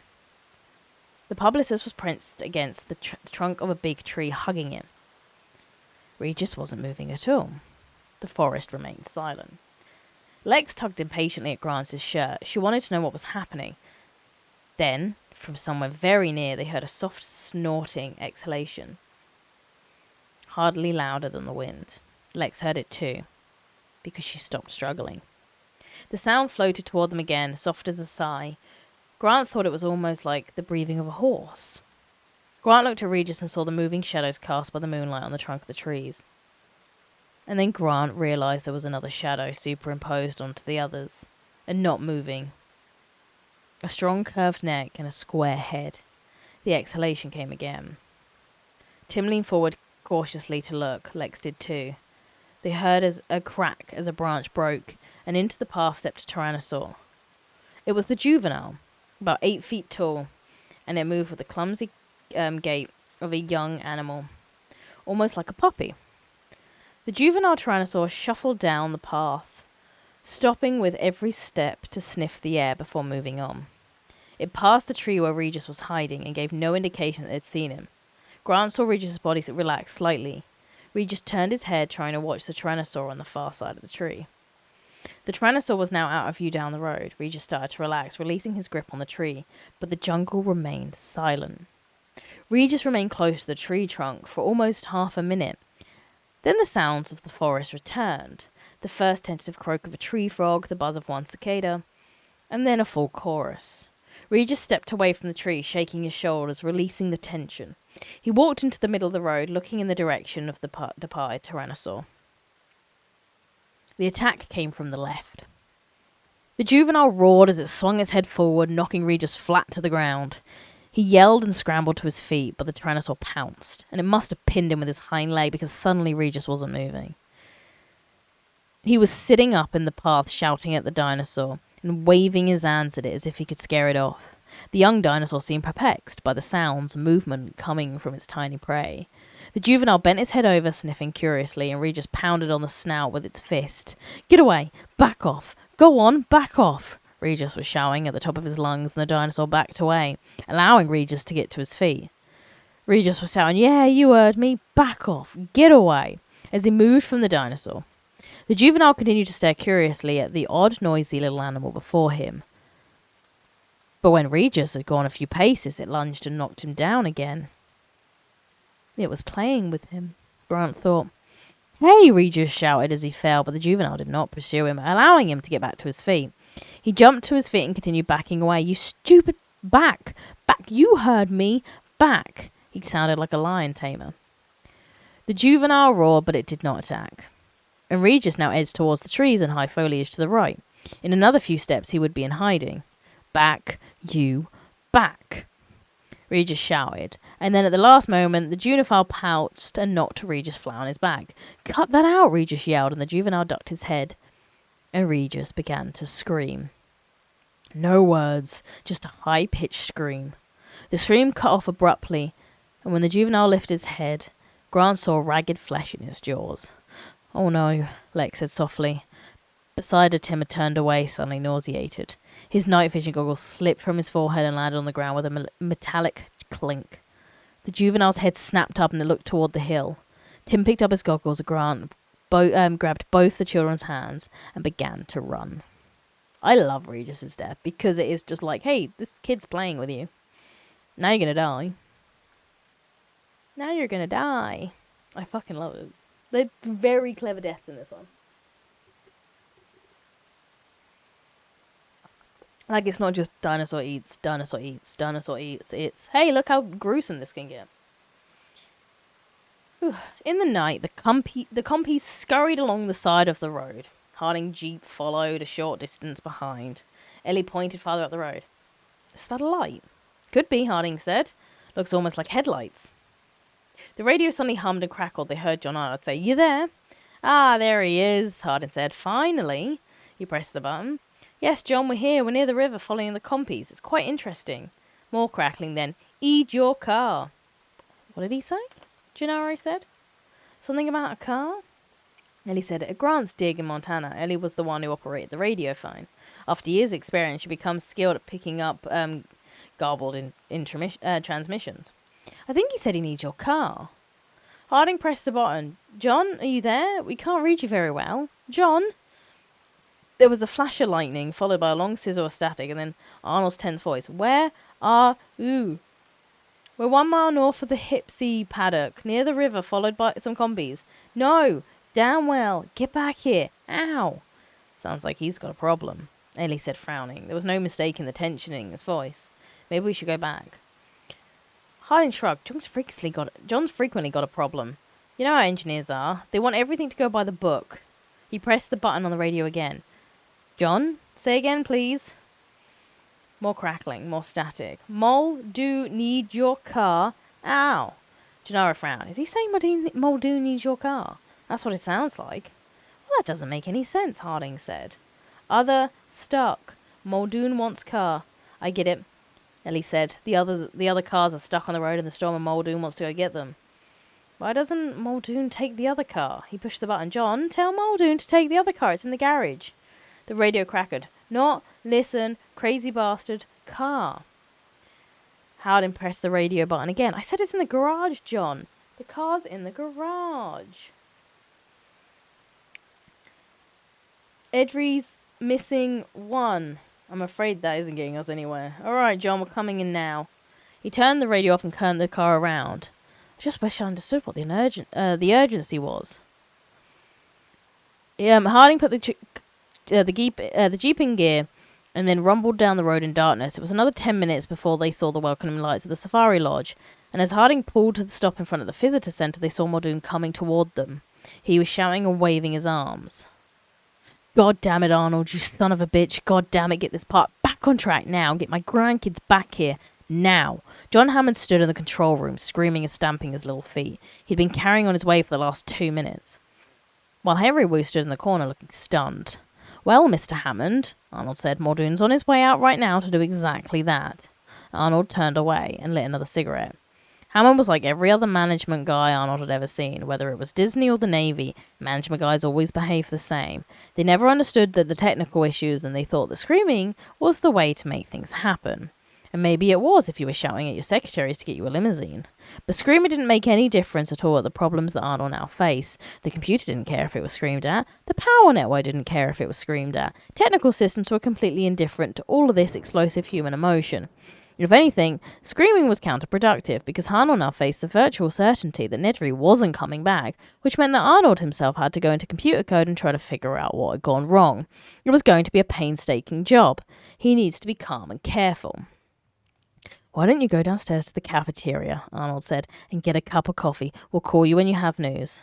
"I don't want a Malcolm effect here," Hammond said. "Don't worry about a Malcolm effect," Arnold said.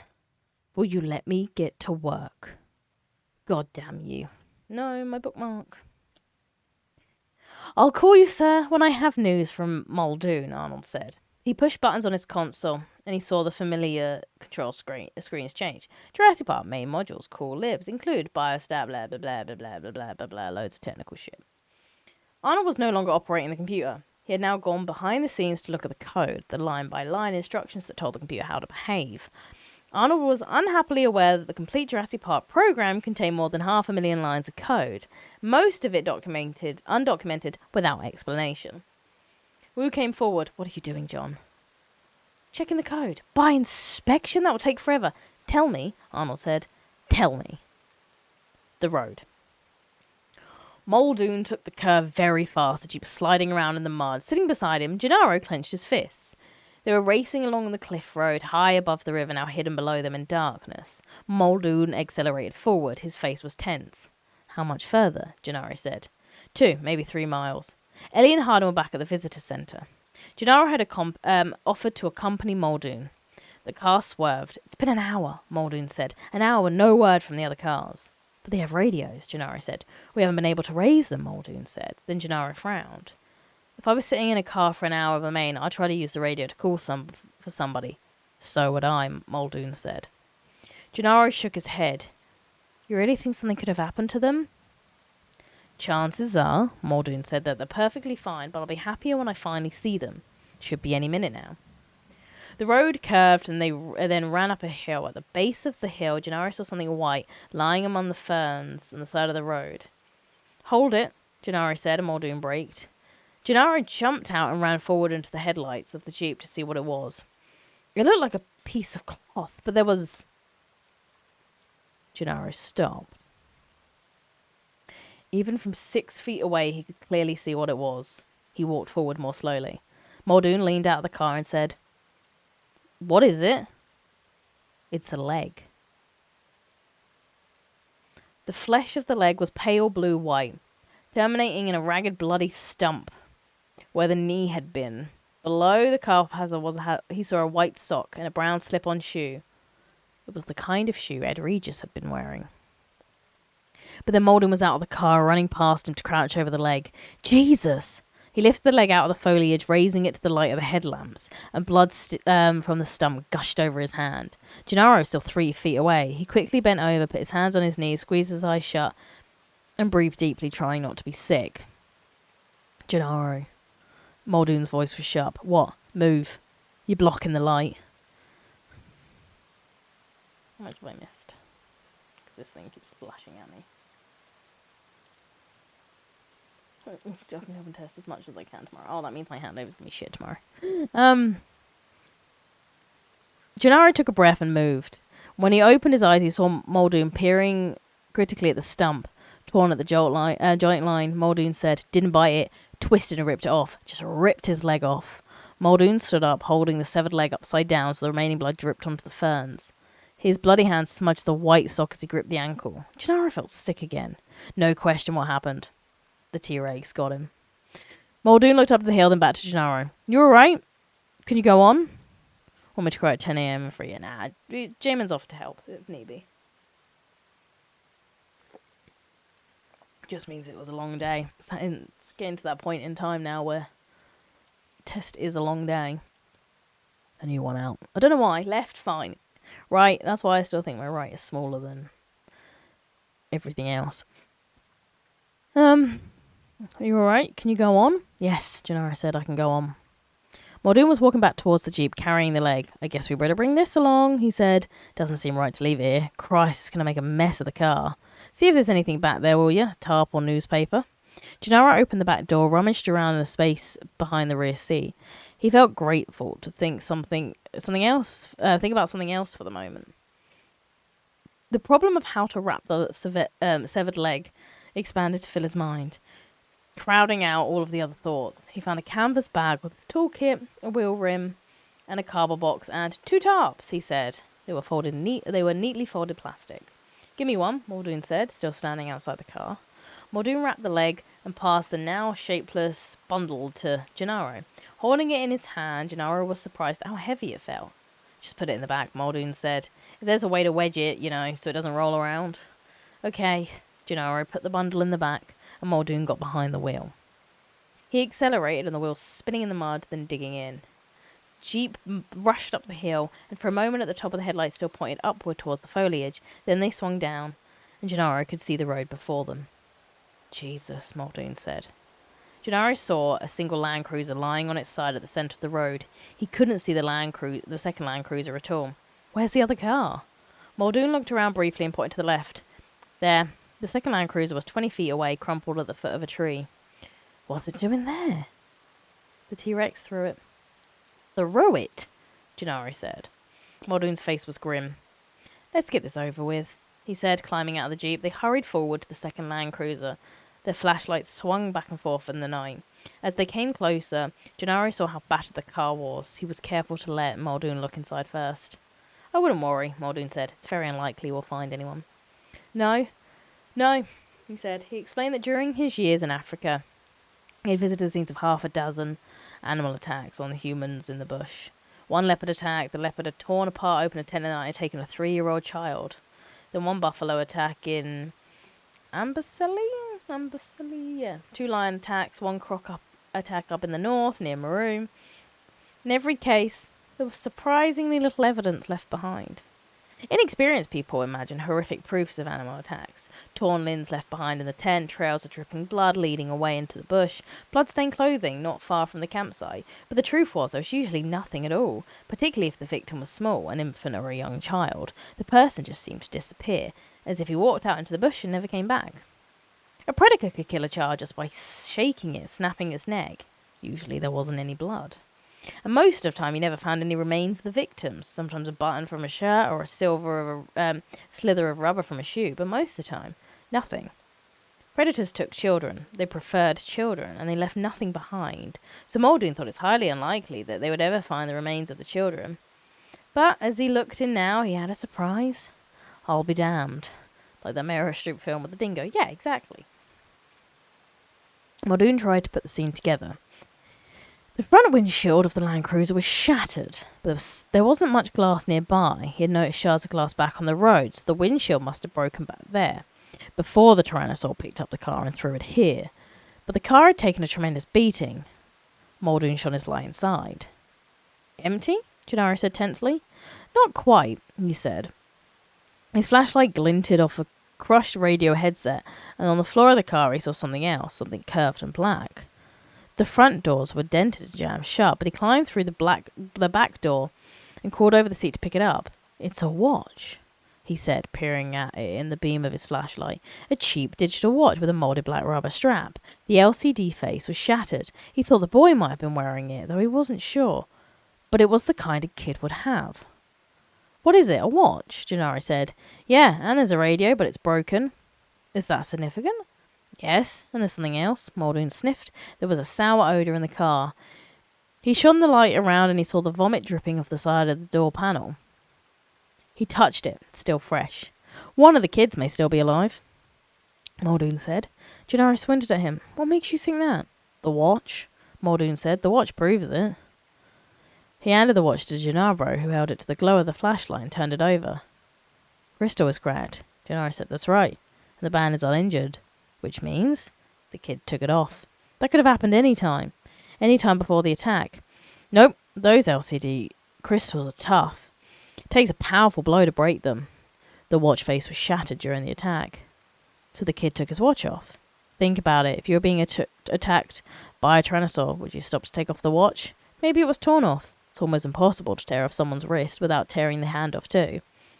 Anyway, the band is intact. No, the kid took it off himself. He looked at the watch, saw it was broken, took it off. He had time to do that. Give me my page. When? Could only have been after the attack, Muldoon said. The kid must have been in the car after the attack.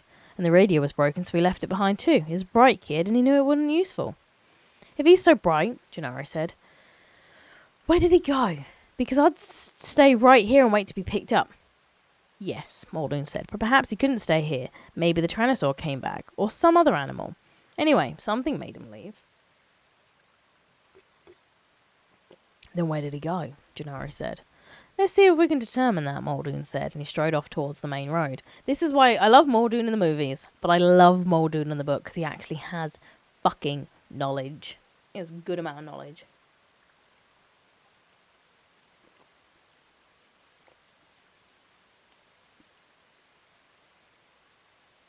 Oh.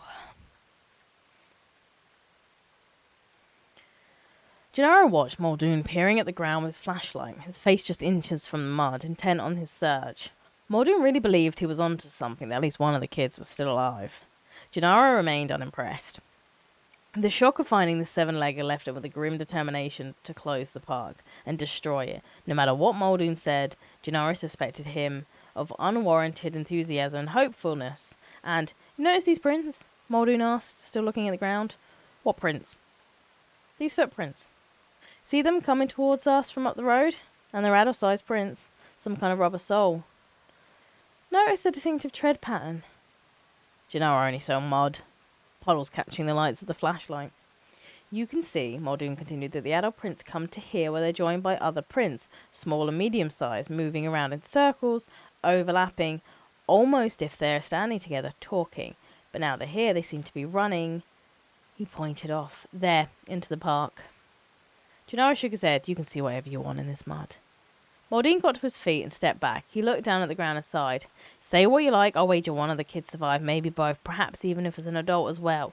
If these big prints belong to someone other than Regis, we've got to search the park." "Tonight?" Gennaro said. But Muldoon wasn't listening. He walked away towards the embankment of soft earth near a drainage pipe for rain. He crouched again. "What was the little girl wearing?" "Christ," Gennaro said, "I don't know." Proceeding slowly, Muldoon moved forward toward the side of the road, and then they heard a wheezing sound. It was definitely an animal sound. "Listen," Gennaro said. "I think we better—" "Shh," Muldoon said. He paused, listening. "It's just the wind," Gennaro said. They heard the wheezing again, distinctly this time. It wasn't the wind. It was coming from the foliage directly ahead of him by the side of the road. It didn't sound like an animal, but Muldoon moved forward cautiously. He waggled his light and shouted, but the wheezing did not change character. Muldoon pushed aside the fronds of the palm. "What is it?" "It's Malcolm," Muldoon said. Ian Malcolm lay on his back, his skin grey-white, mouth slackly open. His breath came in wheezing gasps. Muldoon handed the flashlight to Gennaro and then bent to examine the body. "I can't find the injury," he said. "Head okay, chest, arms." Then Gennaro shone the light on his legs. He put a tourniquet?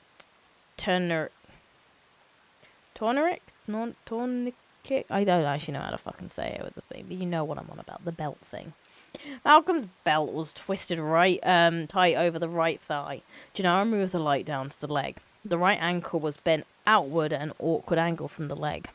Tourniquet, that's it. Flattened and soaked in blood. Ew. Malcolm touched the ankle. The Muldoon touched the ankle gently, and Malcolm groaned. Muldoon stepped back and tried to decide what to do next. Malcolm might have other injuries. His back might be broken. It might kill him to move him. But if they left him here, he would die of shock. It was only because he had the presence of mind to put the tourniquet on that he hadn't already bled to death. And probably he was doomed. They might as well move him. Gennaro helped Malcolm pick the man up, hoisting him awkwardly over their shoulders. Malcolm moaned and breathed in ragged gasps. "Lex," he said. "Lex, when—" "Lex? Who's Lex?" Muldoon said. "The little girl," Gennaro said. They carried Malcolm back to the jeep and wrestled him into the back seat. Gennaro tightened the tourniquet around his leg. Malcolm groaned again. Muldoon slid the trouser cup up and saw the pulpy flesh beneath, the dull white splinters of protruding bone. "We've got to get him back," Muldoon said. "You're going to leave here without the kids?" Gennaro said. "If they went into the park, it's 20 square miles. Muldoon said, shaking his head. "The only way we can find them is with the motion sensors. If the kids are still alive and mooning around, the motion sensors will pick them up and we can get right to them and bring them back. But if we don't take Dr. Malcolm back right now, he'll die. Then we have to go back," Gennaro said. "Yeah, I think so." They climbed into the car. Gennaro said, "Are you going to tell Hammond the kids are missing?" "No," Muldoon said. "You are." Control. Don and Gennaro stared at Hammond, sitting in the deserted cafeteria. The man was spooning ice cream, calmly eating it. "So Muldoon believes the children are somewhere in the park." "He thinks so, yes." "Then I'm sure we'll find them." "I hope so," Gennaro said. He watched the old man deliberately eating and he felt a chill. "Oh, I'm sure we'll find them. After all, I keep telling everyone this park is made for kids." Gennaro said, "Just so you understand that they're missing, sir." Missing? He snapped. Of course I know they're missing. I'm not senile. He sighed and changed tone again. Look, Donald, Hammond said, let's not get carried away. We've had a little breakdown from the storm or whatever, and as a result, we've suffered a regrettable, unfortunate accident. That's all that happened. We're dealing with him. Arnold will get the computers cleaned up, Muldoon will pick up the kids, and I have no doubt we'll be back in time to finish ice cream. So let's sit and wait and see what develops, shall we? Whatever you say, sir, Gennaro said. Why? Henry Wu said, looking at the console screens. Because I think Nedry did something to the code. That's why I'm checking it. All right, Wu said, but have you tried your options? Like what? Arnold said. I don't know. Aren't their safety systems still running? Wu said. Key checks, all that. Jesus, Arnold said, snapping his fingers. They must be. Safety systems can't be turned off except at the main panel. Well, if the key checks is active, you can trace what he did. I'm sure as hell can, Arnold said. He started to press buttons. Why hadn't he thought of it before? It was so obvious. The computer system at Jurassic Park had several tiers of safety systems built into it. One of them was Key Check Program, which monitored all the keystrokes entered by operators with the access to the system. It was originally installed as a debugging device, but it was retained for its security value. In a moment, all the keystrokes that Nedry had entered in the computer earlier that day was listed in a window on the screen. A fuck ton of numbers. System, Nedry, go to command level. Nedry, more numbers. Mr. Goodbytes, security, key check off, safety off. SL off, security, white stuff. Yeah. That's it, Arnold said. He was screwing around here for hours, it seemed like. Probably just killing time, Wu said. Until he finally decided to get it down to it. The initial list of numbers represented the ASCII keyboard codes for the keys Nedry had pushed onto his console. These numbers meant he was still within the standard user interface, like any ordinary user of the computer. So initially Nedry was just looking around, which you wouldn't have expected of the programmer who designed the system. Maybe he's just trying to see if there were changes before he went in. Maybe, Arnold said. Arnold was now looking at the list of commands, which allowed him to follow Nedry's progression through the system line by line. At least we can see what he did. System was Nedry's request to leave the ordinary user interface and access the code itself. The computer asked for his name and he replied Nedry. That name was authorized to access the code, so the computer allowed him to go further. Nedry asked to go to command level, the computer's highest level of control. The command level required extra security and asked for his name, access number, and password. These entries got Nedry into the command level. From there, he wanted security, and since he was authorized, the computer allowed him to go there. Once at security level, Nedry tried 3 variations. Key check off, safety off, SL off. He's trying to turn off the security systems. Safety system, sorry. Wu said. He didn't want anybody to see what he's about to do. Exactly, Arnold said, and apparently he doesn't know it's no longer possible to turn the systems off exactly by manually flipping switches on the main board. After 3 failed commands, the computer automatically began to worry about Nedry.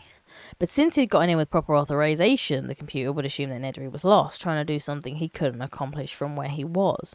So the computer asked him again where he wanted to be, and Nedry said, security, and he was allowed to remain there. Finally, Wu said, here's the kicker. He pointed to the last commands Nedry entered. WHTE_RBT.OBJ. What the hell is that? Arnold said. White rabbit. Is that supposed to be some private joke? It's marked as an object, Wu said. In computer terminology, an object was a block of code that could be moved around and used the way you might move a chair into a room. An object might be a set of commands to draw a picture, or to refresh the screen, or to perform a certain calculation. Let's see what the code is, see where it is in the code, Arnold said. Maybe we can figure out what it does. He went to the program utilities and typed, find white rabbit object. The computer flashed back, object not found in libraries. It doesn't exist, Arnold said. Then search the code listing, Wu said. Arnold typed, find/listings, white rabbit object. The screen rolled rapidly, the lines of code blurring as they swept past. It continued this way for a minute and then abruptly stopped. There it is, Wu said. It's not an object, it's a command. The screen showed an arrow pointing to a single line of code. On a white object calling security parameter set to off.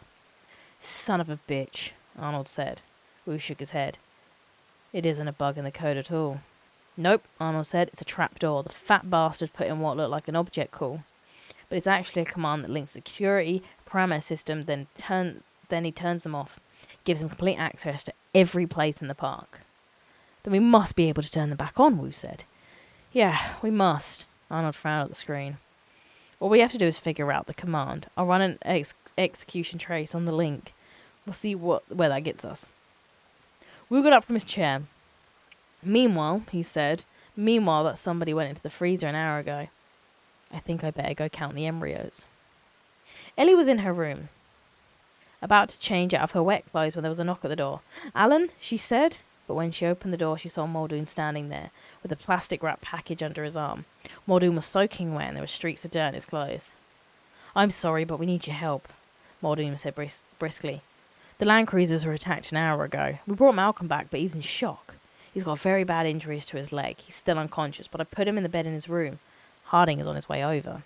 Harding? She said. What about the others? We haven't found the others yet, Dr. Sattler, Muldoon said. He was speaking slowly now. Oh my God. But we think that Dr. Grant and the children are still alive. We think they went into the park, Dr. Sattler. Went into the park? We think so. Meanwhile, Malcolm needs help. I've called Harding. Shouldn't you call a doctor? There's no doctors on the island. Harding's the best we got. But surely you can call for a doctor, she said. No. Muldoon shook his head. Phone lines are down. We can't call out. He shifted the package in his arm. What's that? She said. Nothing. Just go to Malcolm's room and help Harding, if you will. And Muldoon was gone. She sat on her bed, shocked. Ellie Sattler was not a woman disposed to unnecessary panic, and she had known Grant to get out of dangerous situations before. Once he had been lost in the Badland for 4 days when a cliff gave way beneath him, and his truck fell 100 feet into a ravine. Grant's right leg was broken. He had no water, but he walked back on a broken leg. On the other hand, the kids. She shook her head, pushing the thought away. The kids were probably with Grant, and if Grant was out in the park, well, what better person to get them safely through Jurassic Park than the dinosaur expert? I need a better drink.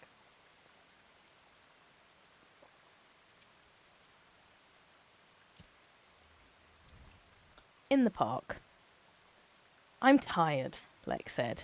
Carry me, Dr. Grant. You're too big to carry, Tim said. But I'm tired, she said. Okay, Lex, Grant said, picking her up. Oof, you're heavy. It was almost 9 p.m. The full moon was blurred by... Oh, look, it is 9 p.m. The full moon was blurred by drifting mist, and their blunted shadows led them across an open field toward dark woods beyond. Grant was lost in thought, trying to decide where he was. Since they originally crossed over the fence that the Tyrannosaur had battered down, Grant was reasonably sure they were now somewhere in the Tyrannosaur paddock, which was a place he did not want to be. In his mind, he kept seeing the computer tracing of the Tyrannosaur's home range. The tight, squiggly lines that had traced movements within a small area. He and the kids were in that area now. But Grant also remembered that Tyrannosaurus was isolated from other animals, which meant they would know that they had left the paddock when they crossed a barrier, a fence, a moat, or both. They had seen no barriers so far. The girl put her head on his shoulder and twirled her hair in her fingers. Soon she was snoring. Tim trudged alongside Grant. How are you holding up, Tim? Okay, but I think we might be in the Tyrannosaur area. I'm pretty sure we are. I hope we get out soon. You're going to go into the woods, Tim said, as they came closer. The woods seemed dark and forbidding. Yes, I think we can navigate by the numbers on the motion sensors. The motion sensors were green boxes set about 4 feet off the ground. Some were freestanding, most were attached to trees. None of them working because apparently the power was still off. Each sensor box had a glass lens mounted into the center and a painting code number beneath that. Up ahead in the mist street moonlight, Grant could see the box that marked TS04. They entered the forest. Huge trees loomed all sides, and in the moonlight a low mist clung to the ground, curling around the root of the trees. It was beautiful, but it made walking treacherous. Grant watched the sensors. They seemed to be numbered in descending order. He passed TS03 and TS02, and eventually they reached TS01. He was tired from carrying the girl and had hoped this would coincide with a boundary for the Tyrannosaur paddock, but it was just another box in the middle of the woods. The next box after that was TN01, followed by TN02. Grant realised that they were arranged geographically around the central point, like a compass. They were going south to north. The numbers got smaller as they approached the centre, then got larger again. At least we're going the right way, Tim said. Good for you, Grant said. Tim smiled and stumbled over vines in the mist. He got quickly to his feet. They walked on for a while. My parents are getting a divorce, he said. Uh-huh, Grant said. My dad moved...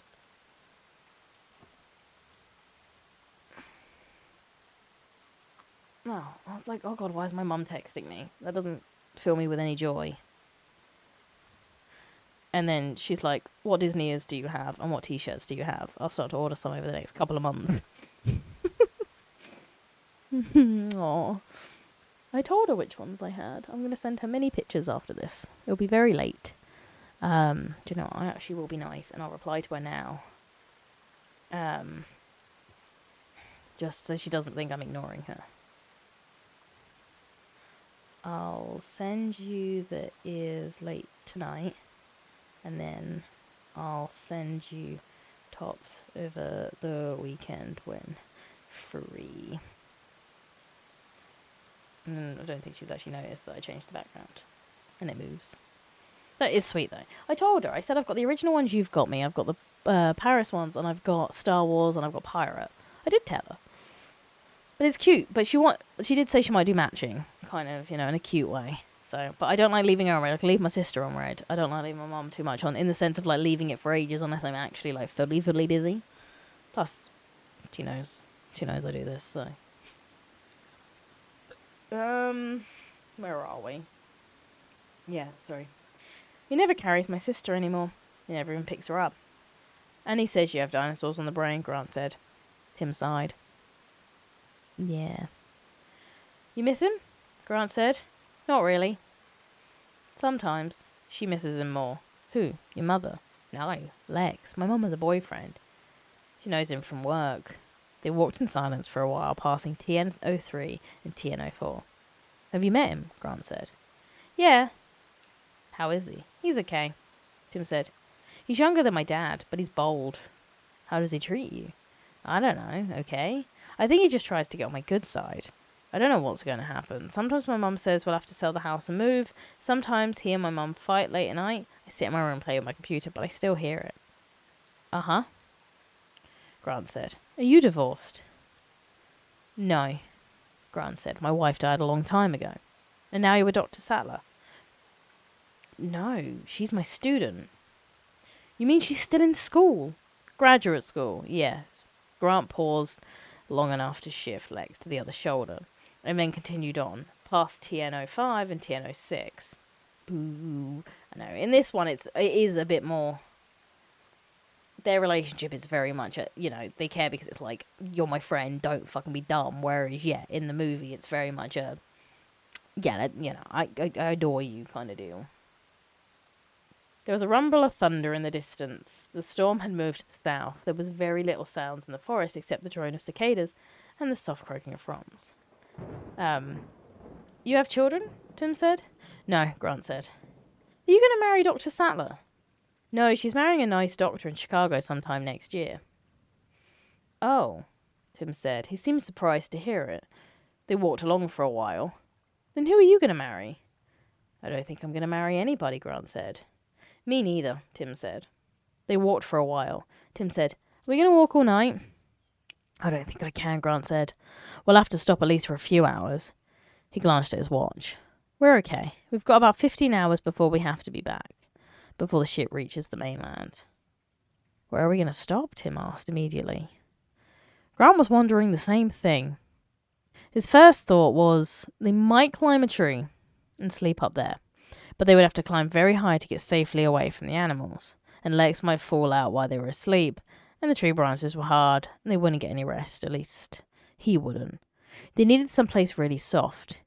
He thought back to the plans that he'd seen on the jet coming down. He remembered that there was outlying buildings for each different divisions. Grant didn't know what they were like because plans for individual buildings weren't included, and he couldn't remember exactly where they were, but he remembered they were scattered all around the park. There might be some buildings nearby. But that was a different requirement for simply crossing a barrier and getting out of the Tyrannosaur paddock. Finding a building meant a search strategy and some kind, and the best strategies were, Tim, can you hold your sister for me? I'm going to climb a tree and have a look around. High in the branches, he had a good view of the forest, the tops of the trees extending away to his left. They were surprisingly near the edge of the forest. Directly ahead, the trees ended before a clearing with an electrified fence and a pale concrete moat. Beyond that, a large open field in where he assumed was the sauropod paddock. In the distance, more trees and misty moonlight sparkling in ocean. Somewhere he heard the bellowing of a dinosaur, but it was far away. He put on Tim's night vision goggles and looked again. He followed the grey curve of the moat, and then he saw what he was looking for, the dark strip of service road leading to the flat rectangle of a roof. The roof was barely above ground level, but it was there, and it wasn't far, maybe a quarter of a mile or so from the tree. He came back down. Lex was sniffling. What's the matter? I heard an aminal. It won't bother us. Are you awake now? Come on. He led her to the fence. It was 12 foot high with a spiral of barbed wire at the top. It seemed to stretch far above them in the moonlight. The moat was immediately on the other side. Lex looked at the fence doubtfully. Can you climb it? Grant asked her. She handed him her glove and her baseball. Sure, easy. She started to climb, but I bet Timmy can't. Tim spun in fury. You shut up. Timmy's afraid of heights. No, I'm not. She climbed higher. Oh, so? I'm not. Then come and get me. Grant turned to Tim, pale in the darkness. The boy wasn't moving. You okay with the fence, Tim? Sure. Want me to help? Tim's a fraidy cat, Lex called. What a stupid jerk, Tim said. He started to climb. It's freezing, Lex said. They were standing waist deep in smelly water at the bottom of a deep concrete moat. They had climbed the fence without incident, except that Tim had torn his shirt on the cause of the barbed wire at the top. They then had to slide. They all slid down into the moat, and now Grant was looking for a way out. At least I got Timmy over the fence for you, Lex said. He really is scared most times. Thanks for your help, Tim said sarcastically. In the moonlight, he could see floating lumps on the surface. He moved along the moat, looking at the concrete wall on the far side. The concrete was smooth. They couldn't possibly climb it. You, Lex said, pointing to the water. It won't hurt you, Lex. Grant finally found a place where the concrete had cracked and a vine grew down to the water. He tugged the vine and it held his way. Let's go, kids. They started to climb the vine back to the field above. It only took a few minutes to cross the field to the embankment leading to the below-grade service road and the maintenance building off to the right. They passed 2 motion sensors, and Grant noticed with some easiness that the sensors were still not working, nor were the lights. More than 2 hours had passed since the power first went out, and it was not yet restored. Somewhere in the distance, they heard the Tyrannosaur roar. Is he around here? Lex said. No, Grant said. We're in another section of the park from him. They slid down a grassy embankment and moved towards the concrete building in the darkness. It was forbidding. Bunker-like. What is this place? Lex said. It's safe, Grant said, hoping it was true. The entrance gate was large enough to drive a truck through, and it was fitted with heavy bars. Inside they could see the building was an open shed with piles of grass and bales of hay stacked among the equipment. The gate was locked with a heavy padlock, and Grant was examining it. Lex slipped sideways between the bars. Come on, you guys. Tim followed her. Think you can do it, Dr. Grant? He was right. It was a tight squeeze, but Grant was able to ease his body between the bars and get into the shed. And as soon as he was inside, a wave of exhaustion struck him.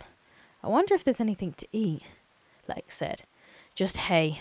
Grant broke open a bale and spread it on the concrete. The hay in the center was warm. They lay down, feeling the warmth. Lex curled up beside him and closed his eyes. Tim put his arm around her. He heard the sauropods trumpeting softly in the distance. Neither child spoke. They went immediately snoring. Grant raised his arm to look at his watch, but it was too dark to see. He felt the warmth of the children against his own body. Grant closed his eyes and slept. Control. Muldoon and Gennaro came into the control room just as Arnold clapped his hands and said, Gotcha, you little son of a bitch! What is it? Gennaro said. Arnold pointed at the screen. More bullshit. That's it, Arnold said, pleased. That's what? Gennaro asked, staring at the screen. I finally found the command to restore the original code. The command called FiniObject resets the link perimeters, namely the fence and power. Good, Muldoon said, but it does something else. It erases the code line that referred to it. It destroys all evidence it was ever there. Pretty slick. Gennaro shook his head. I don't know much about computers. Although he knew enough to know what it meant when a high-tech company went back to the source code. It meant big, big problems. Well, watch this. He typed in the command, Finny object. The screen flickered and immediately changed. Muldoon pointed to the windows. Look! Outside, the big quartz lights were coming on throughout the park. They went to the window and looked out. Hot damn, Arnold said. Gennaro said, does this mean the electrified fences are back on? You bet it does, Arnold said. It takes a few seconds to get the full power, but we've got 50 miles of fence out there and the generators to charge the capacitors along the way. But in half a minute, we'll be back in business. Arnold pointed to the vertical glass see-through map on the park.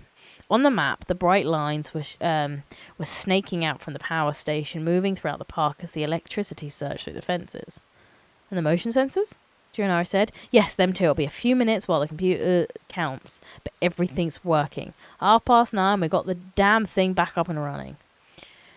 Grant opened his eyes. Brilliant blue light was streaming into the building through the bars of the gate. Quartz light. The power is back on. Groggily, he looked at his watch. It was just 9:30. He'd been asleep only a couple of minutes.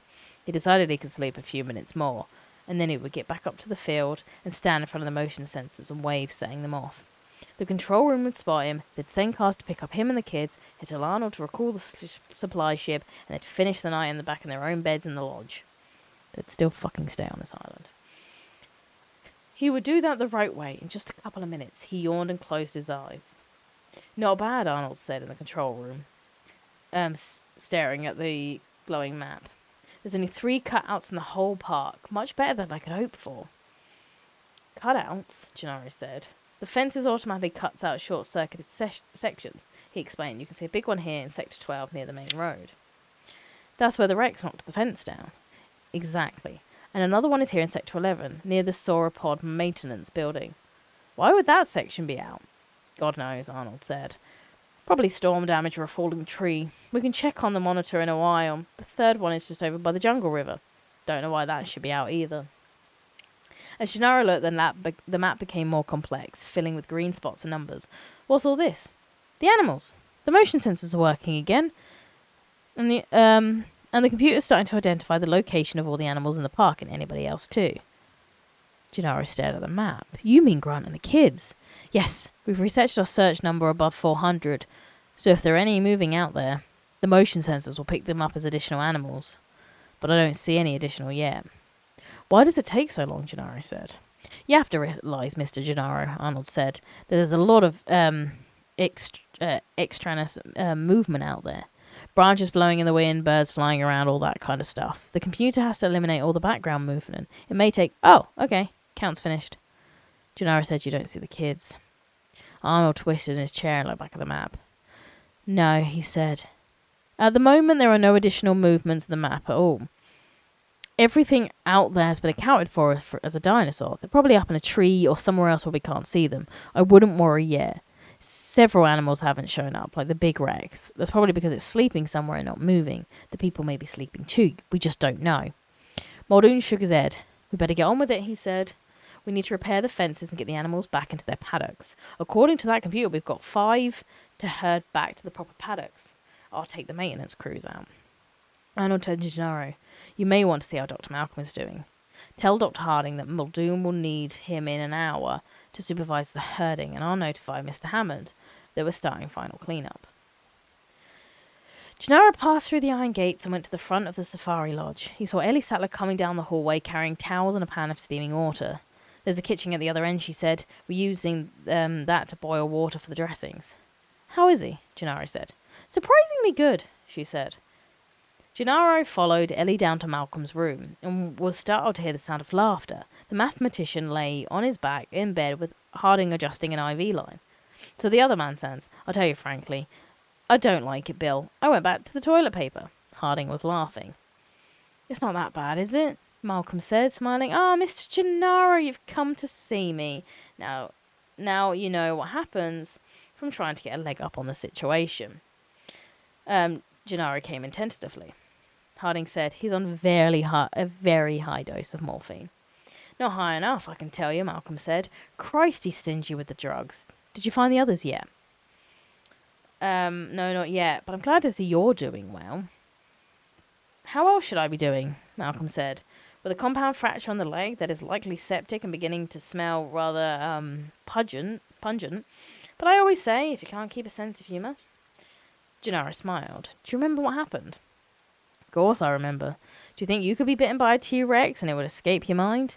No, indeed. I'll tell you. You'd remember it for the rest of your life. In my case, perhaps not a terribly long time.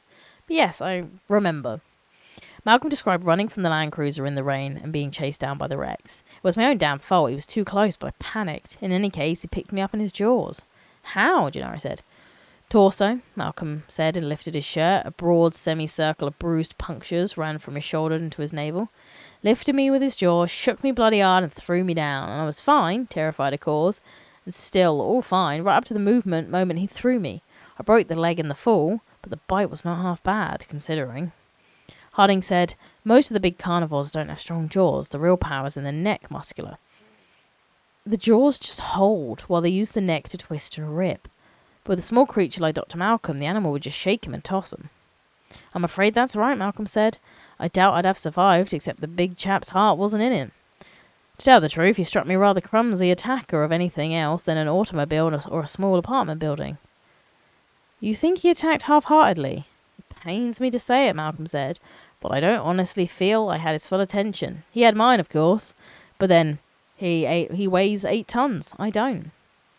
Gennaro turned to Harding and said, they're going to repair the fences now. Muldoon says Muldoon will need your help herding animals. Okay, Harding said. So long as you leave me Dr. Sattler and ample morphine, Malcolm said. And so long as we do not have a Malcolm effect here. What's a Malcolm effect, Gennaro said. Modesty forbids me, Malcolm said, from telling you the details of the phenomenon named after me. He sighed again and closed his eyes. In a moment, he was sleeping. Ellie walked out into the hallway. Don't be fooled, she said. It's a great strain on him. And when we have a helicopter here. Helicopter? He needs surgery on that leg. Make sure they send for a helicopter and get him off the island. The park. The portable generator sputtered and roared to life. Day.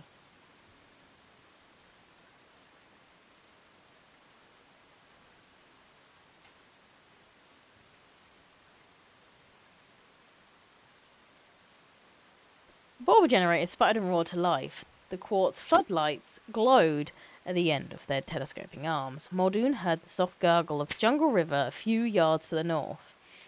He turned back to the maintenance van and saw one of the workmen coming out with a big power saw. No, just the ropes, Carlos. We don't need to cut him. He turned back to look at the fence. They had difficulty finding the shortened section at first because there wasn't much to see. A small protocarpus tree was leaning against the fence. It was one of the several that had been planted in the region in the park. The feathery branches intended to conceal the fence from view. But this particular tree had been tied down with guy wires and turnbuckles. The wires had broken free in the storm, and the metal turnbuckles had blown against the fence and shorted it out. Of course, none of this should have happened. Grounds crew were supposed to use plastic-coated wires and ceramic turnbuckles near fences, but it happened anyway. In any case, it wasn't going to be a big job. All they had to do was pull the tree off the fence, remove the metal fittings, and mark it for the gardeners to fix in the morning. It shouldn't take more than 20 minutes. And that was just as well, because Muldoon knew the Dilophosaurus always stay close to the river. Even though the workman was separated from the river by the fence, the Dilos could spit right through it, delivering their blinding poison. Ramon, one of the workmen, came over. Signor Muldoon, he said, do you see the lights? What lights? Muldoon said. Raymond pointed east through the jungle. I saw it as we were coming out. It's very faint. You see it? Looks like the lights of a car, but it's not moving. Muldoon squinted. It was probably just a maintenance light. After all, the power was back on. We'll worry about it later, he said. Right now, let me get my fucking music back on. Right now, let's just get this tree off the fence. Arnold was in an expansive mood. The park was almost back in order. Muldoon was repairing the fences. Hammond had gone off to supervise the transfer of the animals with Harding. Although he was tired, Arnold was feeling good. He was even in the mood to indulge the lawyer, Gennaro. The Malcolm effect, Arnold said. You're worried about that? I'm just curious. You mean you want me to tell you why Ian Malcolm is wrong? Sure. Arnold lit another cigarette. It's technical. Try me. Okay, Arnold said. Chaos theory describes non-linear systems. It's now because of a very broad theory that has been used to study everything from the stock market to heart rhythms. A very fashionable theory, very trendy to apply it to any context system where there might be unpredictability. Okay, Gennaro said. Ian Malcolm is a mathematician specialising in chaos theory. Quite amusing and personally, but basically what he does, besides wear black, is use computers to model the behaviour of the complex systems. And John Hammond loves the latest scientific fads, so he asked Malcolm to model the system of Jurassic Park, which Malcolm did. Malcolm's models are all face-based shapes on a computer screen. Have you seen them? No, Gennaro said. Well, they look like a weird twisted ship's propeller. According to Malcolm, the behaviour of any system follows the surface of the propeller. You with me? Not exactly, Gennaro said. Arnold had his hand in the air. Let's say I put a drop of water on the back of your hand, or the back of my hand. The drop is going to run off my hand. Maybe it'll run towards my wrist. Maybe it'll run towards my thumb or down my finger. I don't know for sure where it will go, but I know it'll run somewhere along the surface of my hand. It has to. Okay, Gennaro said. Chaos theory treats the behaviour of a whole system like a drop of water moving on a complicated propeller surface. The drops may spiral down or slip outward towards the edge. It may do many different things depending, but it will always move along the surface of the propeller. Okay. Malcolm models tends to have a ledge or a sharp incline where the water drops will speed up greatly. He modestly calls this speeding up movement the Malcolm effect. The whole system could suddenly collapse, and that's what he said about Jurassic Park. That it had inherent instability. Inherent instability, Gennaro said. And what did you do when you got his report? We disagreed with it in an order, of course, Arnold said. Was that wise? How long we got? Oh, we're nearly there. It's self-evident. We're dealing with living systems after all. This is life, not computer models.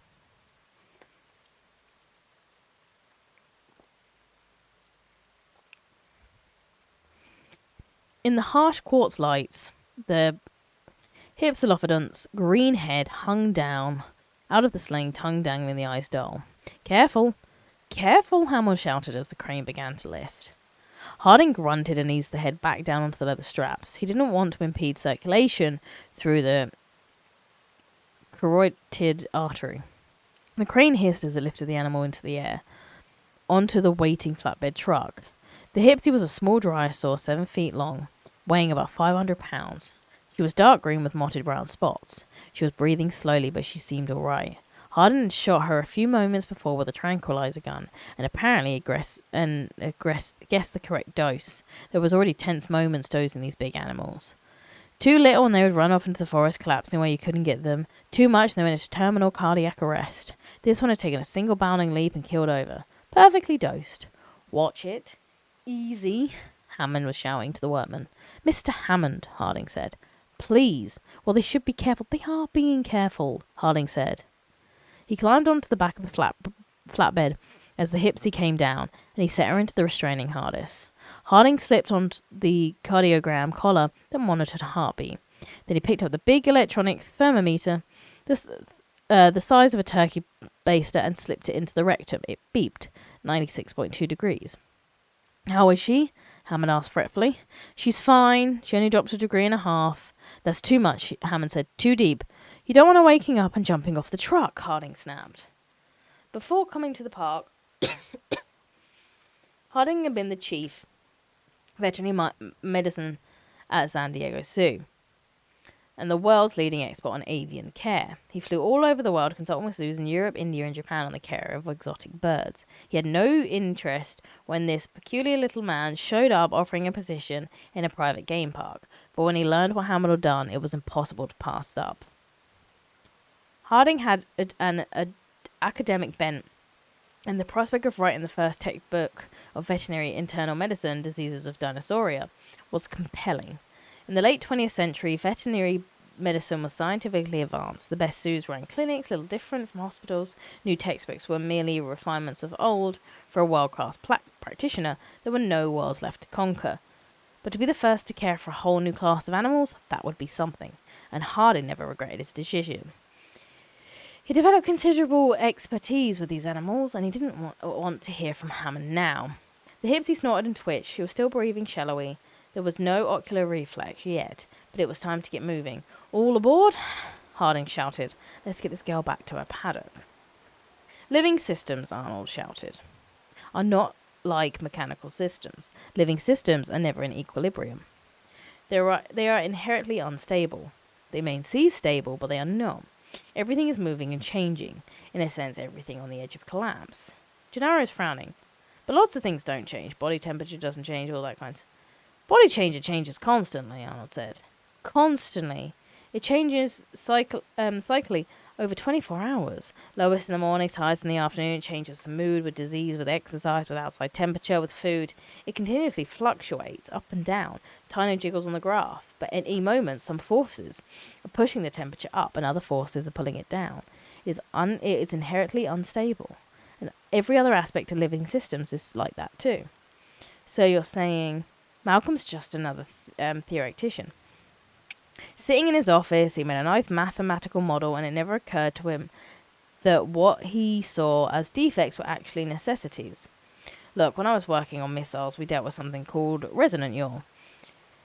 Resonant yaw meant that even though a missile was only slightly unstable off the pad, it was hopeless. It was inevitably going to go out of control and it couldn't be brought back. That's a feature of mechanical systems. A little wobble can get worse until the whole system collapses. But those same little wobbles are essential to a living system. They mean the system is healthy and responsive. Malcolm never understood that. Are you sure he didn't understand that? He seems pretty clear on the difference between living and non-living. Look, Arnold said. The proof is right here. He pointed at the screens. In less than an hour, the park will all be back online. The only thing I've got left to clear is the telephones. For some reason, they're still out. Everything else will be working, and that's non-theoretical. That's a fact. The needle went deep into the neck, and Harding injected the medrine into the female dinosaur as she lay on her side on the ground. Immediately the animal began to recover, snorting and kicking her hind legs. Back everyone, Harding said, scrambling away. Get back. The dinosaur staggered to her feet, standing drunkenly. She shook her lizard head, stared at the people standing back in the quartz lights, and blinked. She's drooling, Hammond said, worried. Temporary, Harding said. It will stop. The dinosaur coughed and then moved slowly across the field away from the lights.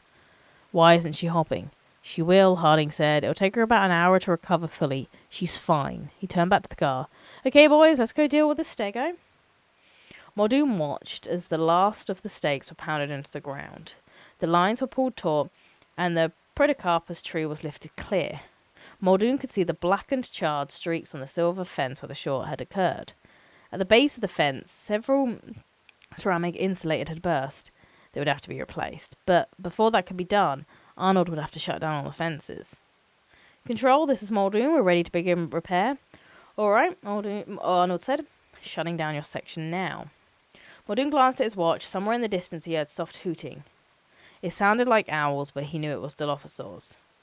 He went over to Ramon and said, let's finish this up. I want to get to the other section of fences.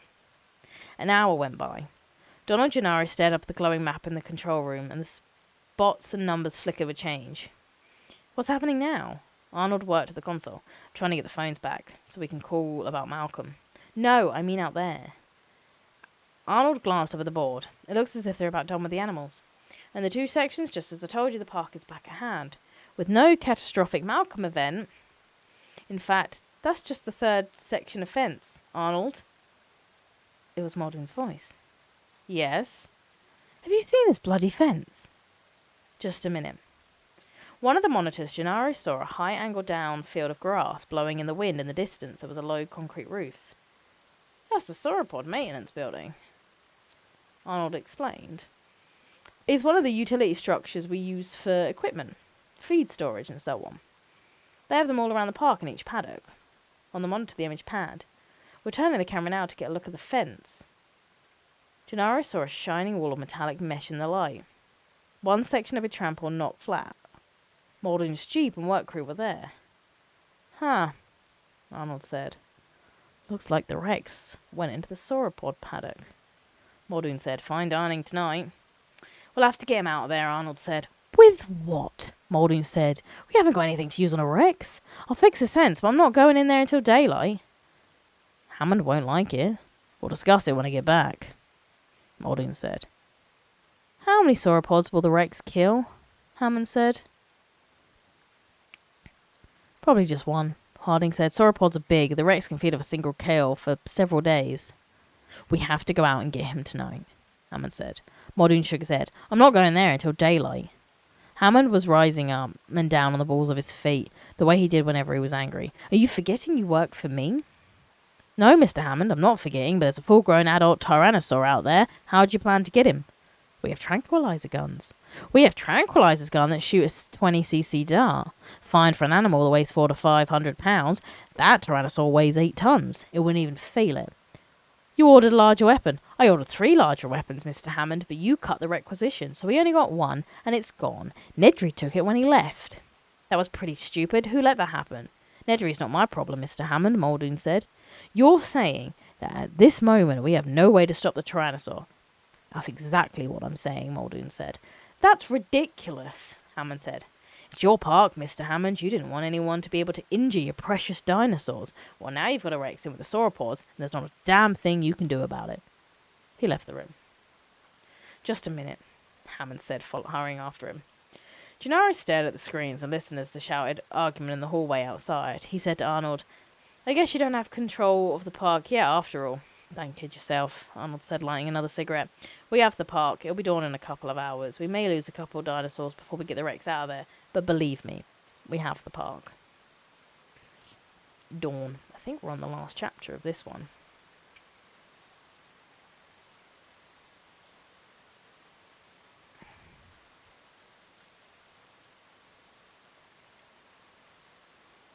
Yeah, no, I just got Oh yeah, I see it. No, this is one from... They joined a while back.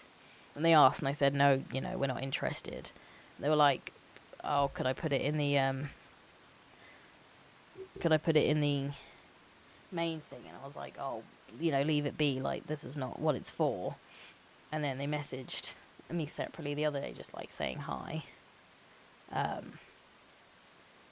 But... yeah, it is. The message is gone.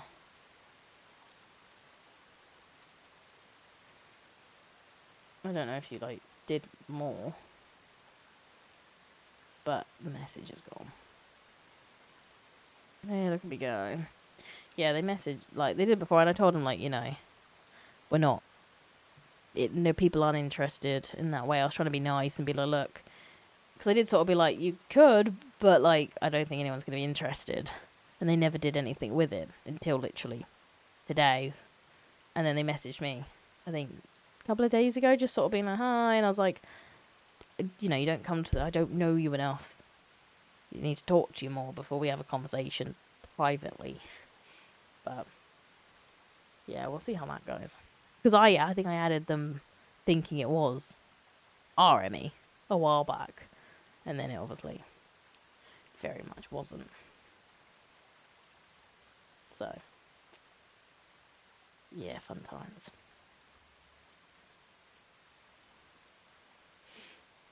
Right. Yes. Where were we? Dawn.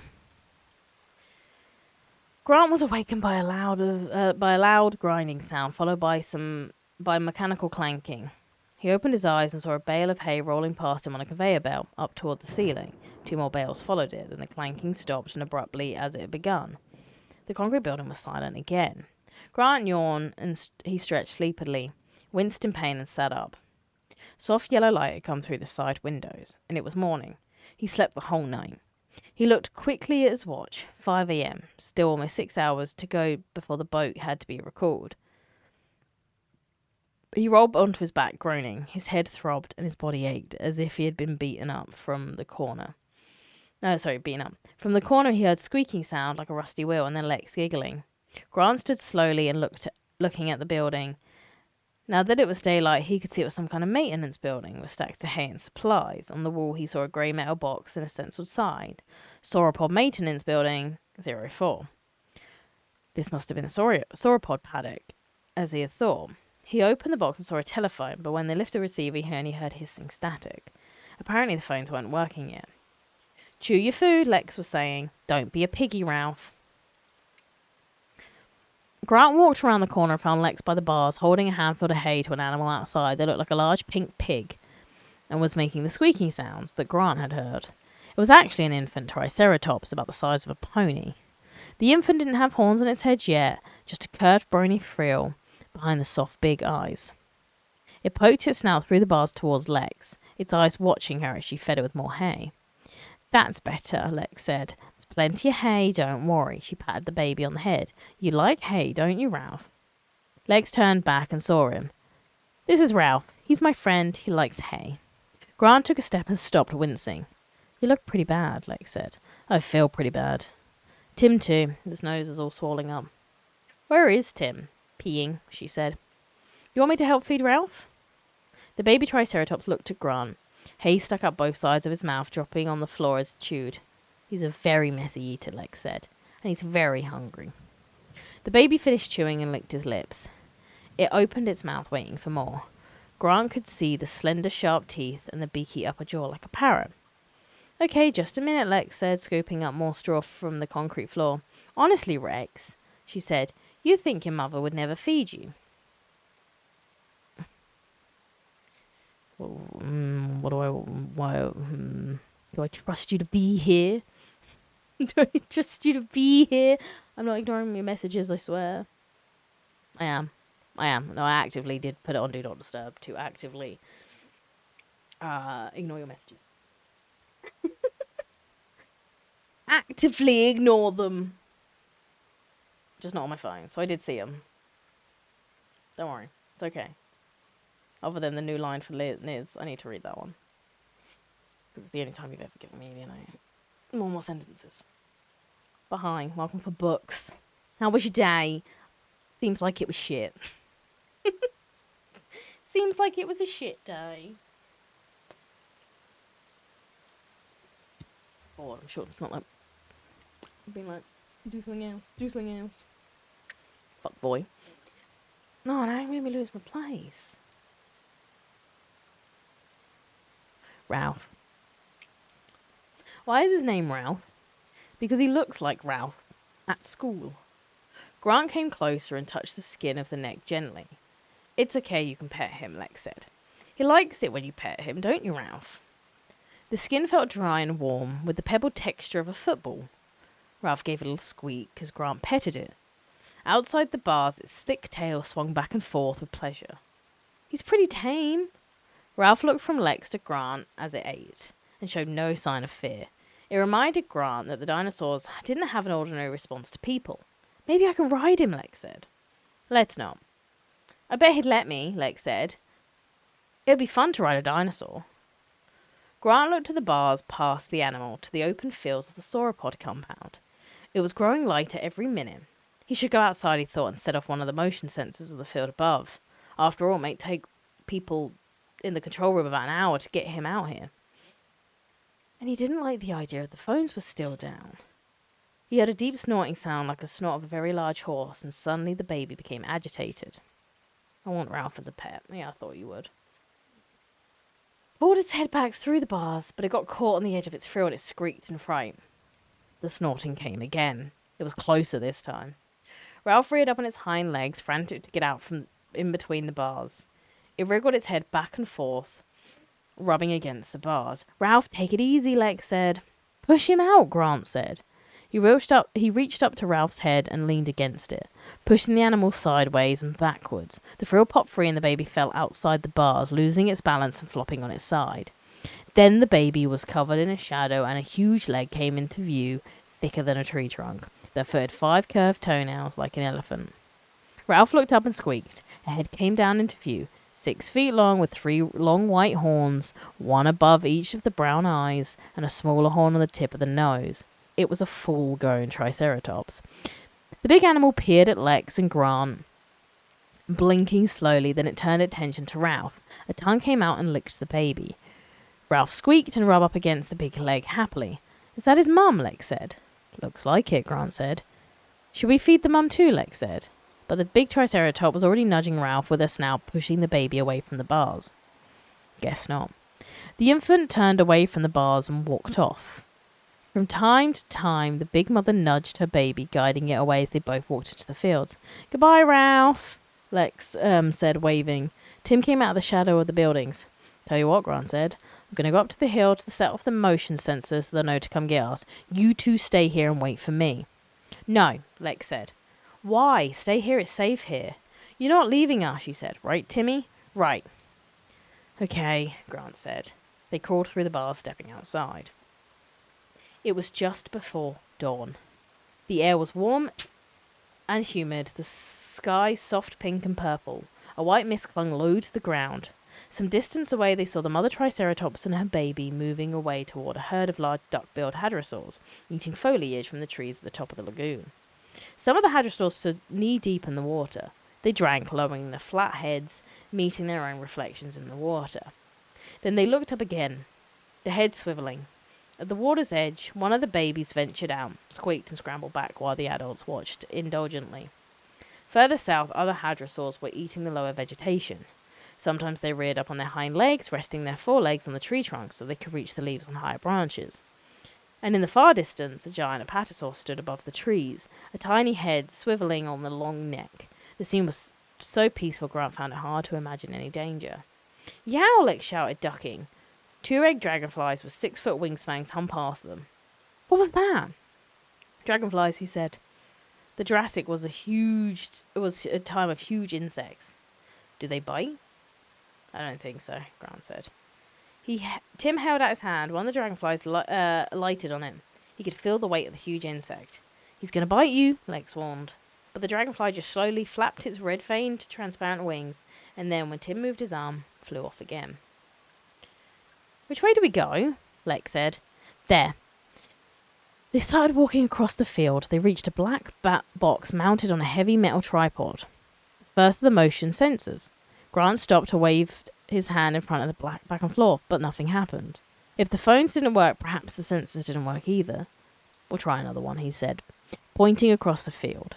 Somewhere in the distance, they heard a roar of a large animal. "Oh, hell," Arnold said. "I just can't find it." He sipped coffee and stared bleary-eyed at the screens.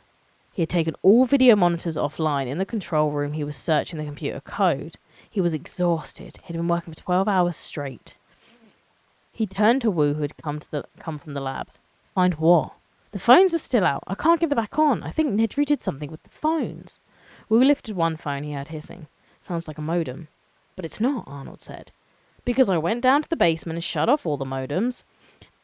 What you're hearing is just white noise that sounds like a modem transmitting. So the phone lines are jammed." "Basically, yes. Nedry jammed them very well. He's inserted some kind of lockout into the program code, and now I can't find it, because I gave that restore command, which erased the part of the program listings, but apparently the command to shut off the phones is still resident in the computer memory." Wu shrugged. "So, just reset. Shut the system down, you'll clear the memory." "I've never done it before," Arnold said, and were reluctant to do it. "Maybe all the systems will come back on startup, but maybe they won't. I'm not a computer expert, and neither are you. Not really. And without an open phone line, we can't talk to anybody who is. If the command is a RAM resident, it won't show up in the code. You can do a RAM dump and search that, but you don't know what you're searching for. I think all you can do is reset." Gennaro stormed in. "We still don't have any telephones." "Working on it." "We've been working on it since midnight, and Malcolm is worse. He needs medical attention."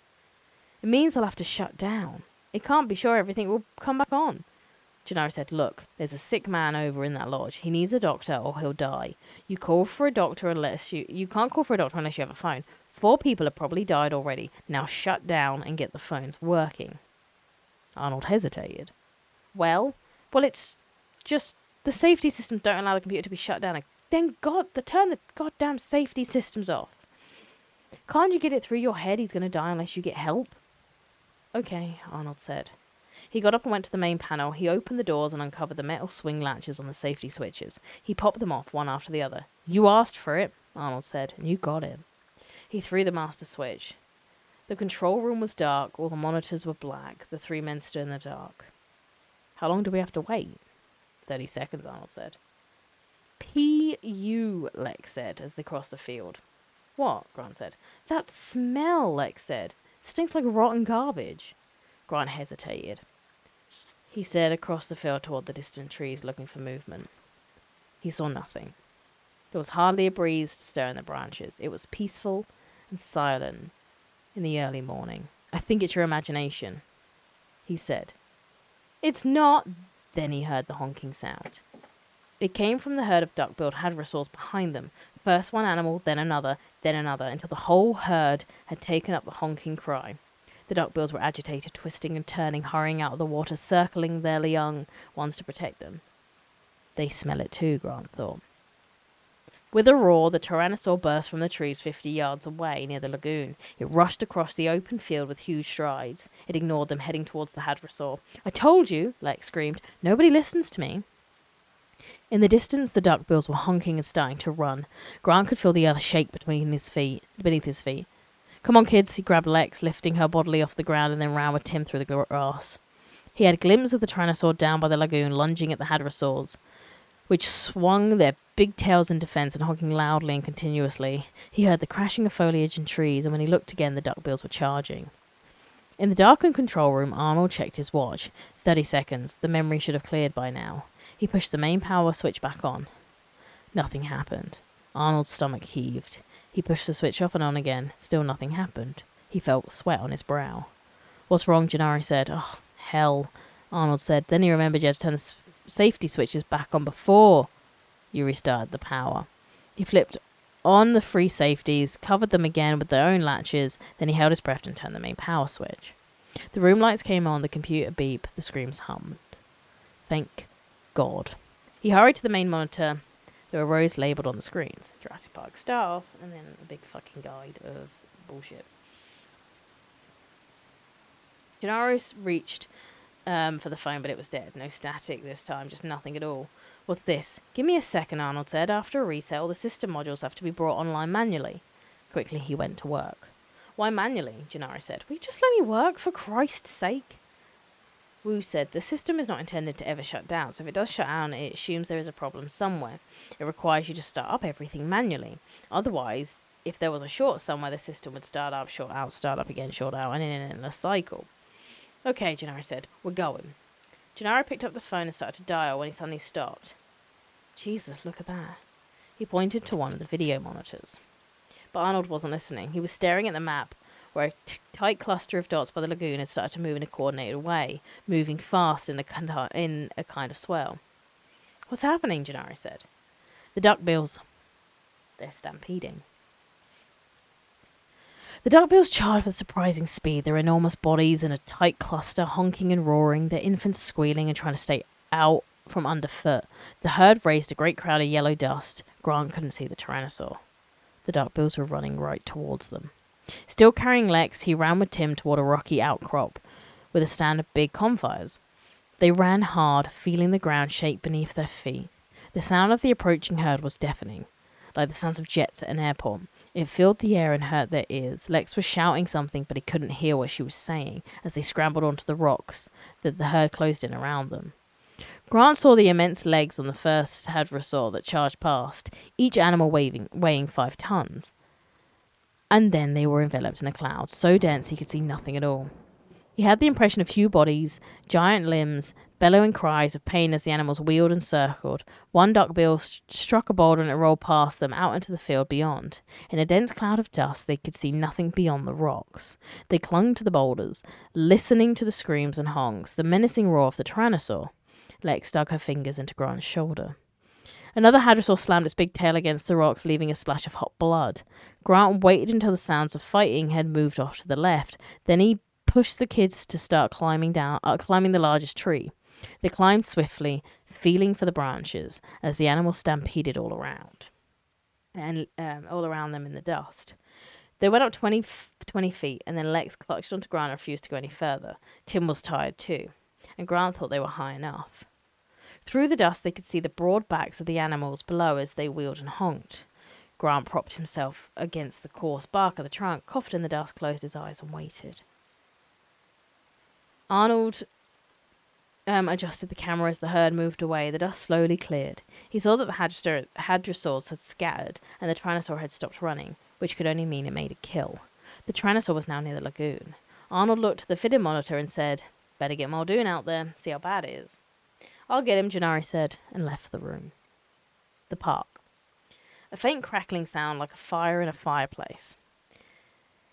Something warm and wet trickled Grant's ankle. He opened his eyes and saw an enormous beige head. The head tapered to a flat mouth shaped like a bill of a duck. The eyes protruding above the flat duck bill were gentle and soft like a cow's.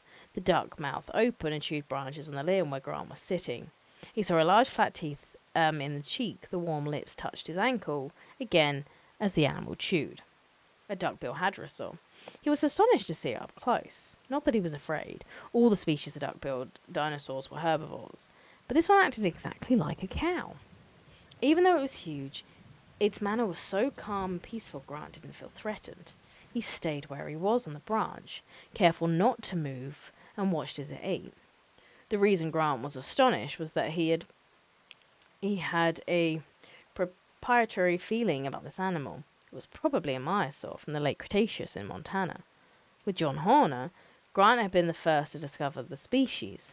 Myosaurs had up-curved lips, which gave them the appearance of smiling. The name meant good mother lizard. Myosaurs were thought to protect their eggs until the babies were born and could take care of themselves. Grant heard an incessant chirping, and the big head swung down. He moved just enough to see the baby hadrosaur scampering around the feet of the adult. The baby was dark beige with black spots. The adult bent her head low to the ground and waited unmoving while the baby stood up on its hind legs, resting its front legs on the mother's jaw, and ate the branches that protruded from the side of the mother's mouth. The mother waited patiently until the baby had finished eating and dropped back down to all fours again. Then the big head came up back towards Grant. The hadrosaur continued to eat just a few feet from him. Grant looked at the two elongated air holes at the top of the upper bill. Apparently the dinosaur couldn't smell Grant, and even though the left eye was looking right at him, for some reason the hadrosaur didn't react to him at all. He remembered how the tyrannosaur had failed to see him the previous night. Grant decided an experiment. He coughed. Instantly the hadrosaur froze, the big head suddenly still, the jaws no longer chewing, only the eye moved, looking for the source of sound. Then after a moment, when there seemed to be no danger, the animal resumed chewing. Amazing, Grant thought. Sitting his arms, Lex opened his eyes. Hey, what's that? The hadrosaur trumpeted in alarm, a loud, resonant honk. The startled Lex as she nearly fell out the tree. The hadrosaur pulled its head away from the branch and trumpeted again. Don't make her mad, Tim said from the branch above. The baby chirped and scurried beneath the mother's legs as the hadrosaur stepped away from the tree. The mother cocked her head and peered inquisitively at the branch where Grant and Lex were sitting. With its upturned smiling lips, the dino had a comical experience. Is it dumb? Lex said. No, Grant said. You just surprised her. Well, Lex said, is she going to let us get down or what? The hadrosaur had backed 10 feet away from the tree. She honked again. Grant had the impression she was trying to frighten them away, but the dinosaur didn't really seem to know what to do. She acted confused and uneasy.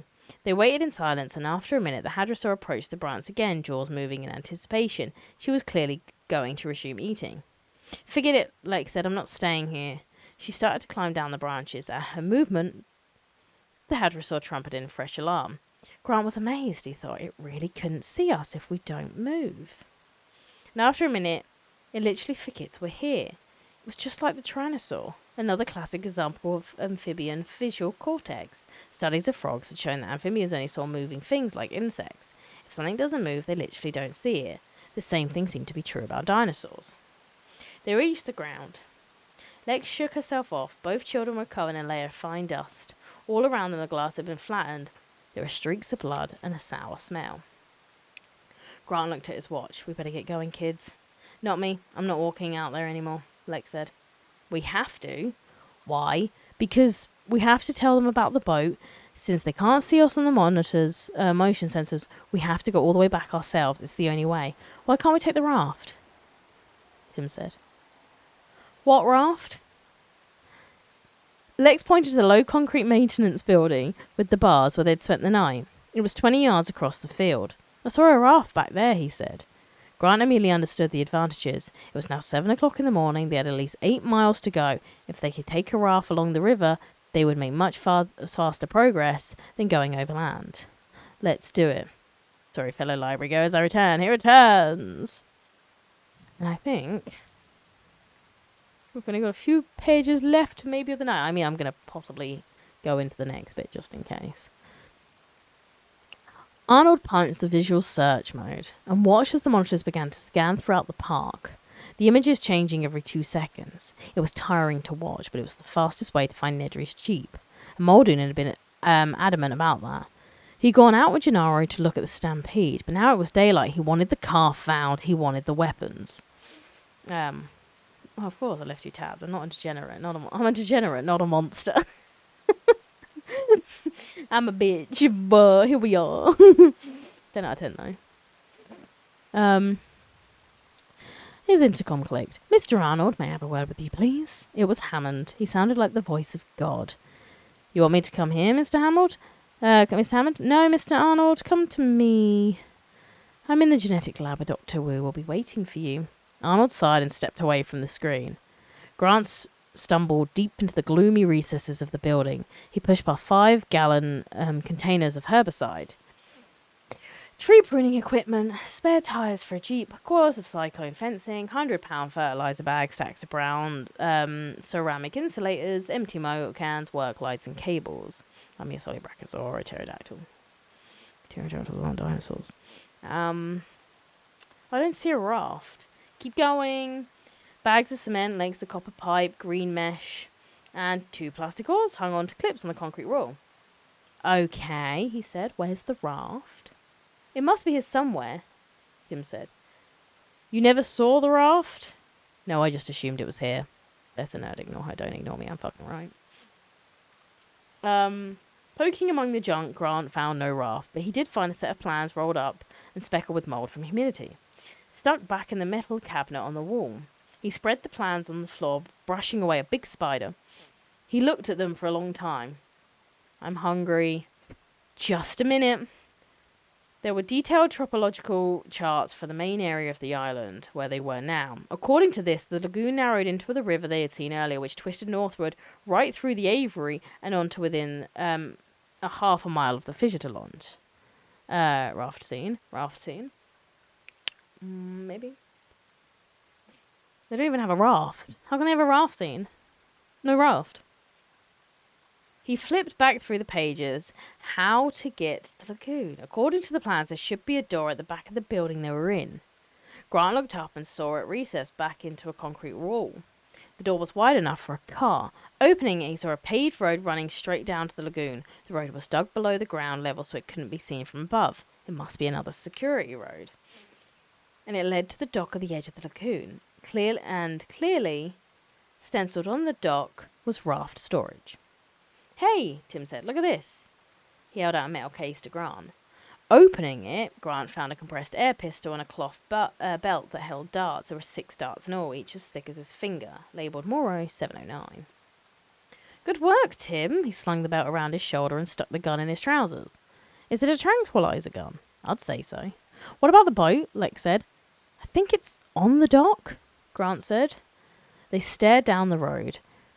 Grant carried the oars on his shoulders. It was a big raft, Lex said, because I can't swim. Maybe we can catch some fish, she said. Don't worry. Oh no, wrong way around. Oh well. They walked down the road while the sloping embankment rising up both sides of them. They heard a deep, rhythmic snorting sound, but Grant could not see where it was coming from. Are you sure there's a raft down here? Lex said, wrinkling her nose. Probably, Grant said. The rhythmic snorting became louder as they walked, but they also heard a steady droning buzzing sound. When they reached the end of the dock when they reached the end of the road, at the edge of the small concrete dock, Grant froze in shock. The tyrannosaur was right there. It was sitting upright in the shade of a tree, its hind legs stretched out in front of it. Its eyes were open, but it was not moving except for its head, which lifted and fell gently with each snorting sound. The buzzing came from the clouds of flies that surrounded it, crawling over its face and slack jaws. Its bloody fangs and the red haunch of a killed hadrosaur that lay on its side behind the tyrannosaur. The tyrannosaur was only 20 yards away. Grant felt sure it must have seen him, but the big animal did not respond. It just sat there. It took a moment to realise. The Tyrannosaur was asleep. Sitting up, but asleep. He signalled to Tim and Lex to stay where they were. Grant walked slowly forward onto the dock in full view of the Tyrannosaur. The big animal continued to sleep, snoring softly, near the end of the dock. A wooden shed was painted green to blend with the foliage. Grant quietly unlatched the door and looked inside. He saw half a dozen orange life vests hanging on the wall, several rolls of wire mesh fencing, some coils of rope, and 2 big rubber cubes sitting in the floor. The cubes were strapped tight with rubber belts. Rafts. He looked back at Lex. She mouthed, "No boat?" He nodded, "Yes." The Tyrannosaur raised its forelimb to swipe at the flies buzzing around its snout, but otherwise it did not move. Grant pulled one of the cubes out onto the deck. It was surprisingly heavy. He freed the straps and found the inflation cylinder. With a loud hiss, the rubber began to expand, and then with a hiss-whap, it finally popped open on the dock. The sound was fully loud in his ears. Maybe never letting go was the friends we made along the way. I don't think she had any friends after that. Grant turned, stared up at the dinosaur. The Tyrannosaur grunted and snorted. It began to move. Grant braced himself to run, but the animal shifted its ponderous bulk and then settled back against the tree trunk, and it gave a long, growling belch. Lex looked disgusted, waving a hand in front of her face. Grant was soaked in sweat from the tension. He dragged the rubber raft across the dock till it flopped in the water with a loud splash. The dinosaur continued to sleep. Grant tied the boat up to the dock, and he returned to the shed to take out 2 life preservers. He put these in the boat and then waved for the kids to come out to the dock. Pale with fear, Lex waved back no. He gestured yes. The Tyrannosaur continued to sleep. Grant stabbed in the air with an empathetic finger. Lex came quietly and he gestured for her to get into the raft. Then Tim got in and they both put on their life vests. Grant got in, pushed off. The raft drifted silently out of the lagoon. Grant picked up his paddles and fitted them into the oarlocks. They moved further from the dock. Lex sat back and sighed loudly with relief. Then she looked stricken, put her hand over her mouth, and her body shook with muffled sounds. She was suppressing a cough. She always coughed at the wrong times. "Lex," Tim whispered fiercely, looking back towards the shore. She shook her head miserably and pointed to her throat. He knew what he meant. A tickle in her throat. What she needed was a drink of water. Grant was rowing, and Tim leaned over the side of the raft, scooped up her hands in the lagoon, holding his cupped hand toward her. Lex coughed loudly, explosively. In Tim's ears, the sound echoed across the water like a gunshot. The Tyrannosaur yawned lazily and scratched behind its ear with its hind foot just like a dog. It yawned again. It was groggy after its big meal, and it woke up slowly. On the boat, Lex was making little gargling sounds. "Lex, shut up," Tim said. "I can't help it," she whispered, and then coughed again. Grant rowed hard, moving the raft powerfully into the centre of the lagoon. On the shore, the Tyrannosaur stumbled to its feet. "I couldn't help it, Timmy," Lex shrieked miserably. "I couldn't help it." "Shh." Grant was rowing as fast as he could. "Anyway, it doesn't matter," she said. "We're far enough away. He can't swim." "Of course he can swim, you little idiot," Tim shouted at her. On the shore, the Tyrannosaur stepped off to the dock and plunged into the water. It moved strongly into the lagoon after. "Well, how should I know?" she said. "Everybody knows Tyrannosaurs can swim. It's in the books. Anyway, all reptiles can swim." "Snakes can't?" "Of course snakes can, you idiot." "Settle down," Grant said. "Hold on to something." Grant was watching the Tyrannosaur, noticing how the animal swam. The Tyrannosaur now chest deep in the water, but it could hold its big head high above the surface. Then Grant realized the animal wasn't swimming, it was walking, because moments later, only the very top of its head, the eyes, and nostrils protruded above the surface. By then, it looked like a big crocodile, and it swam like a crocodile, swinging its big tail back and forth, so the water churned behind it. Behind the head, Grant saw the hump of the back and its ridges along the length of the tail as it occasionally broke the surface. Exactly like a crocodile, he thought unhappily. The biggest crocodile in the world. "I'm sorry, Dr. Grant," Lex wailed. "I didn't mean it." Grant glanced over his shoulder. The lagoon was no more than 100 yards wide, and they had almost reached the centre. If he continued, the water would become shallow again. The Tyrannosaur would be able to walk again, and he would move faster in the shallow water. Grant swung the boat around and began to row north. What are you doing? The Tyrannosaur was now just a few yards away, and Grant could hear its sharp, snorting breath as it came closer. Grant looked at the paddles in his hands, but they were like plastic, not weapons at all. The Tyrannosaur threw its head back and opened its jaws wide, showing rows of curved teeth, and then in great muscular spasm lunged forward to the raft, just missing the rubber gunwale, the huge skull slapping down, the raft rocking away on the crest of the splash. The Tyrannosaur sunk below the surface, leaving gargling bubbles. The lagoon was still. Lex gripped the gunwale handles and looked back. Did he drown? No, Grant said. He saw the bubbles, then a faint ripple along the surface, coming towards the boat. Hang on, he shouted, as the head buckled up beneath the rubber, bending the boat and lifting it into the air, spinning them crazily before it splashed down. Do something, Alexis screamed. Grant, Jesus Christ, we've gone through this playlist so many times today.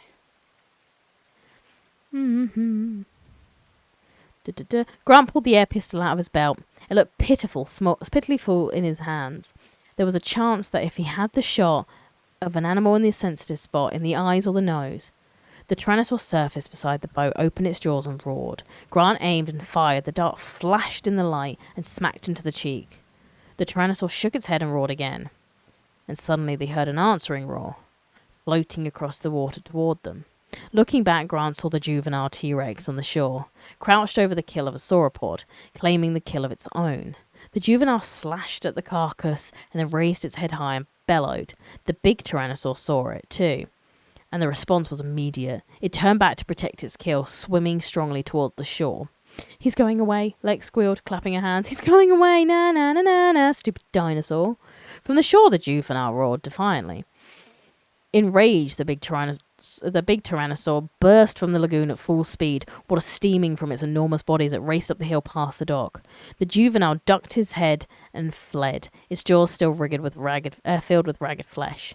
The big Tyrannosaur chased it, racing past the dead sauropod, disappearing over the hill. They heard its final threatening bellow, and then the raft moved to the north around the bend of the lagoon to the river. Exhausted from rowing, Grant collapsed back, his chest heaving. He couldn't catch his breath. He lay gasping in the raft. Are you okay, Dr. Grant? Lex said. From now on, will you just do what I tell you? Okay, she sighed, as if she just makes the most unreasonable demand in the world. She trailed her arms in the water for a while.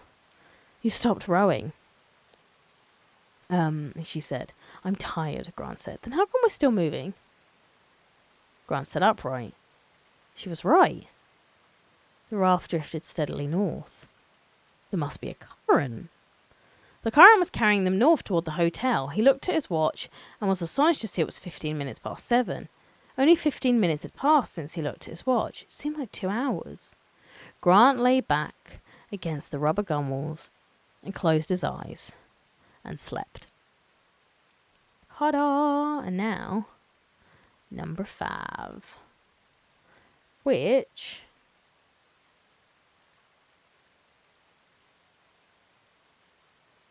is about the same size as what we've just done today, I would say.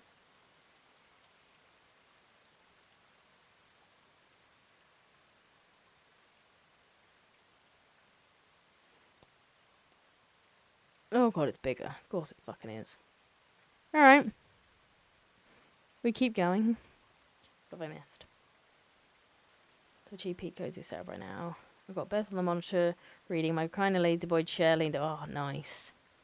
I just got my favourite new release. I'm at 20 hours in. I'm too busy doing side quests. Yeah, but side quests are like the best thing. Side quests are what you need to do. Alright, we go to 11. Because the last bit is not much bigger. You know, I do when I'm playing games I enjoy. Very much so. Indiana Jones, I enjoyed enough, but not enough to give a shit. Rip Star Wars. Okay, yeah, I loved it, but fuck me, that's just too much. No, I do love some side quests. Right, I did say about 350. Where does 350 stop? That makes me think, is that a good chapter? Do you know what? Let's do a whole nother iteration. I think we might be able to do it. Let's go. Fuck it. Put a whole nother iteration in. 5th iteration.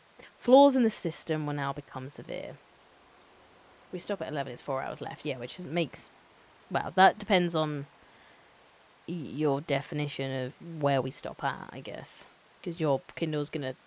Even if it says you stop at 11, it depends on how quick you then read, I guess, that bit. Yeah, I know it was according to your Kindle. That's why I say Kindle. I know it was according to your Kindle. I know you're not that good at figuring it out. Search. Gennaro sat in the jeep and listened to the buzzing of the flies and stared at the distant palm trees wavering in the heat. He was astonished by what looked like a battleground. The grass was trampled flat by 100 yards in every direction. One big palm tree was uprooted from the ground. There were great washes of blood in the grass and on the rocky outcropping to their right. Sitting beside him, Muldoon said, "No doubt about it. Rexy's being among the hadrosaurs." He took another drink of whiskey and capped the bottle. "Damn lot of flies," he said. They waited and watched. Gennaro drummed his fingers on the dashboard. "What are you waiting for? What are we waiting for?" Muldoon didn't answer immediately. "The Rex is out there somewhere," he said, squinting at the landscape in the morning sun. "And we don't have any weapons worth a damn. We're in a jeep." "Oh, we can outrun a jeep, Mr. Gennaro," Muldoon said, shaking his head. "Once we leave this road and go out into open terrain, the best we can do is a four-wheel drive is 30 to 40 miles an hour. He'll outrun us right down. No problem for him." Muldoon sighed. "But I don't see much moving out there now." "You ready to live dangerously?" "Sure," Gennaro said. Muldoon started the engine, and at the sudden sound, 2 small Othanelians, that's those little fuckers, leapt up from the matted grass directly ahead. Muldoon put the car in gear, and he drove in a wide circle around the trampled site and then moved inward, driving in decreasing concentric circles until he finally came to the place in the field where the little Othanelians had been. Then he got out and walked forward into the grass, away from the jeep. He stopped at a dense cloud of flies and lifted in the air. "What is it?" Gennaro called. "Bring the radio," Muldoon said. Gennaro climbed out of the jeep and hurried forward. Even from a distance, he could smell the sweet odour of early decay. He saw a dark shape in the grass, crusted with blood, legs askew. "Young hadrosaur," Muldoon said, staring down at the carcass. "The whole herd stampeded and the young one got separated and the T-Rex brought it down." "How do you know?" Gennaro said. The flesh was ragged from many bites. "You can tell from the excreta?" "Sure. See those chalky white chalky white bits in the grass? That's hadrospore. Uric acid makes it white. But you look there," he pointed to a large mound rising knee-high in the grass. "That's tyrannosaur spore." "How do you know the tyrannosaur didn't come later?" "The bite pattern. See those little ones there?" He pointed along the belly. "Those are from the othies. Those bites haven't bled. They're post-mortem. From scavengers. Othies did that, but the hadro was brought down by the bite on the neck. You see the big splash there, above the shoulder on the blades? That's the T-Rex. No question." Gennaro bent over the carcass, staring at the awkward, trampled limbs with a sense of unreality. Beside him, Muldoon flicked on the radio. "Control?" "Yes," Gennaro said over the phone. "We've got another dead hadro. Juvenile." Muldoon bent among the flies and checked the skin on the sole right foot. A number was tattooed there. "Specimen is number HD09. The radio crackled. "I've got something for you," Arnold said. "Oh, what's that?" "I found Nedry." The jeep burst through the lines of the palm along the road that came out into a narrower surface road, leading toward the jungle river. It was a hot mess in the area of the park. The jungle closed and fetid around them. Muldoon was fiddling with a computer monitor in the jeep, which now showed a map of the resort with overlaid grid lines. "They found him on a remote video," he said. "Sector 1104 is just ahead." Further up the road, Gennaro saw a concrete barrier, and the jeep parked alongside it. "He must have taken the wrong turn off," Muldoon said. "The little bastard." "What did he take?" Gennaro asked. "Wu said 15 embryos. Know what that's worth?" Gennaro shook his head. "Somewhere between $2 and $10 million. Muldoon said. He shook his head. "Big stakes." As they came closer, Gennaro saw the body lying beside the car. The body was indistinct and green. But then the green shapes scattered away as the jeep pulled to a stop. "Compies," Muldoon said. The compies found him. A dozen compies, delicate little predators, no larger than ducks, stood at the edge of the jungle, chittering excitedly as the men climbed out of their car. Dennis Nedry lay on his back, the chubby boy's face now red and bloated. Flies buzzed around the gaping mouth and thick tongue. His body was mangled, his intestines torn open, one leg chewed through. Gennaro turned away quickly to look at the little compies, which squatted on their hind legs a short distance away and watched the men curiously. The little dinosaurs had 5-fingered hands, he noticed. They wiped their faces and chins, giving them eerily human qualities, which, I'll be damned, Muldoon said. Wasn't the compies. What? Muldoon was shaking his head. See those blotches on his shirt and his face? Smell that sweet smell like old dried vomit? Gennaro rolled his eyes. He smelled it. That's Dilo's saliva, Muldoon said. Spit from a Dilophosaurus. You see the damage on the corneas? All that redness? In the eyes, it's painful, but not fatal. You got about 2 hours to wash it out with the anti-venom. We keep it around all in the park just in case. Not that it mattered to this bastard. They blinded him and ripped him down the middle. Not a nice way to go. Maybe there's justice in the world after all. The compy squeaked and hopped up and down as Gennaro opened the back door and took out a grey metal tube and a stainless steel case. It's all still there, he said. He handed 2 dark cylinders to Gennaro. What's these? Just what they look like. Rockets. As Gennaro backed away, he said, Watch it, you don't want to step in anything. Gennaro stepped carefully over Nedry's body. Muldoon carried the tubing to the other jeep, placed it in the back, and climbed behind the wheel. Let's go. What about him? Gennaro said, pointing to the body. What about him? Muldoon said. We've got things to do. He put the car in gear. Looking back, Gennaro saw the compies resume their feeding. One jumped up and squatted on Nedry's open mouth as it nibbled the flesh of his nose. The jungle river became narrower. The banks closed in on both sides until the trees and foliage overhanging the banks met high on the block, above the block to block out the sun. Tim heard the cries of birds and saw small chirping dinosaurs leaping among the branches, but mostly it was silent. The air hot and still beneath the canopy of trees. Grant looked at his watch. It was 8 o'clock. They drifted along peacefully among dappled patches of light. If anything, they seemed to be moving faster than before. Awake now, Grant lay on his back as he stared up at the branches overhead. In the bow, he saw Lex reaching up.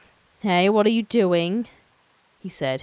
You think we can eat these berries? She pointed to the trees. Some of the overhanging branches were close enough to touch. Tim saw clusters of bright red berries on the branches. No, Grant said. Why? Those little dinosaurs are eating them. She pointed to the small dinosaurs scampering in the bushes. Will you just stay open? No, Lex. She sighed, dissatisfied with his authority. I wish Daddy was here. Daddy always knew what to do. What are you talking about? He never knows what to do, Tim said. Yeah, he does, she sighed. Lex stared at the trees just as they slid past, the big roots twisting at the water's edge. Just because you're not his favourite. Tim turned away and said nothing. But don't worry, Daddy likes you too, even if you're into computers and not sports. Dad's a real sports nut, Tim explained to Grant. Grant nodded. Up in the branches, small pale yellow dinosaurs, barely 2 feet tall, hopped from tree to tree. They had beaky heads like parrots. You know what those are called? Tim said. Microceratops. Big deal, Lex said. I thought you might be interested. Only very young boys, she said, are interested in dinosaurs. Says who? Daddy. Tim started to yell, but Grant raised his hand. Kids, he said. Shut up. Why? I can do what I want if I want. Then she fell silent. Because she heard it. It was a blood-curdling shriek from somewhere downriver. Well, where the hell is this damn Rex? Muldoon said, talking into the radio. Because we don't see him here. They were back at the sauropod compound, looking out at the trampled grass where the hadrosaurs had stampeded. The tyrannosaur was nowhere to be found. Checking now, Arnold said and clicked off. Muldoon checked to Gennaro. Checking now, he repeated sarcastically. Why the hell didn't he check before? Why didn't he keep track of him? I don't know, Gennaro said. He's not showing up, said a moment later. What do you mean he's not showing up? He's not on the monitors. Motion sensors aren't finding him. Hell, so much for the motion sensors. You see Grant and the kids? Motion sensors aren't finding them either. Well, what are we supposed to do now? Muldoon said. Wait, Arnold said. Look, look! Directly ahead, the big dome of the aviary rose above them.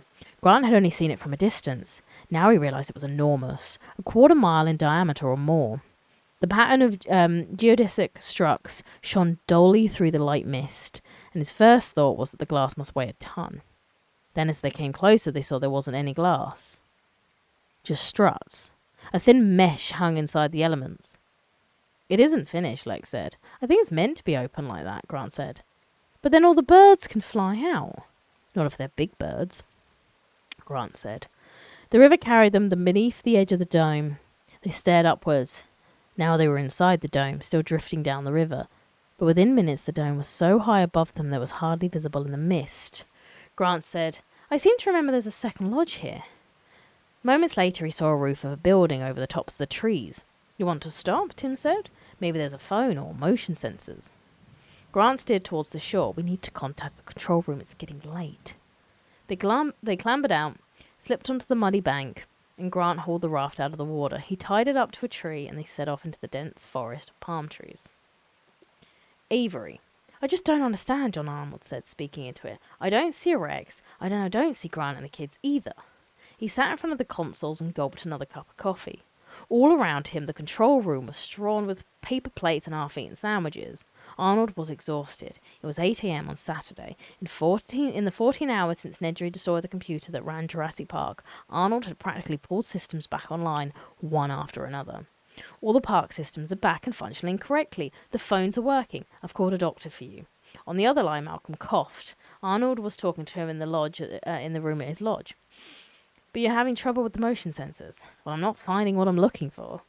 Like the Rex. He's not reading at all. He started north about 20 minutes ago. He followed the edge of the lagoon, and then I lost him. I don't know why, unless he's gone to sleep again. And you can't find Grant and the kids? No. Then I think it's quite simple, Malcolm said. The motion sensors cover an inadequate area. Inadequate? They cover 92% of land area, I remember, Malcolm said. But if you put the remaining areas up on the board, I think you'll find the 8% is topologically unified, meaning that these areas are contiguous. In essence, an animal can move freely anywhere in the park and escape detection by following a Matins Road, or the Jungle River, or the beaches, or whatever. Even if that was so, Arnold said. Oh god, there's like print on my book. These animals are too stupid to know that. It's not clear how stupid the animals are, Malcolm said. You think that's what Grant and the kids are doing, Arnold said. Definitely not, Malcolm said, coughing again. Grant's no fool. He clearly wants to be detected by you. He and the kids are probably waving at every motion sensor in sight. But maybe they have other problems we don't know about. Or maybe they're on the river. I can't imagine they'd be on the river. The banks are very narrow. It's impossible to walk along. Would the river bring them all the way back here?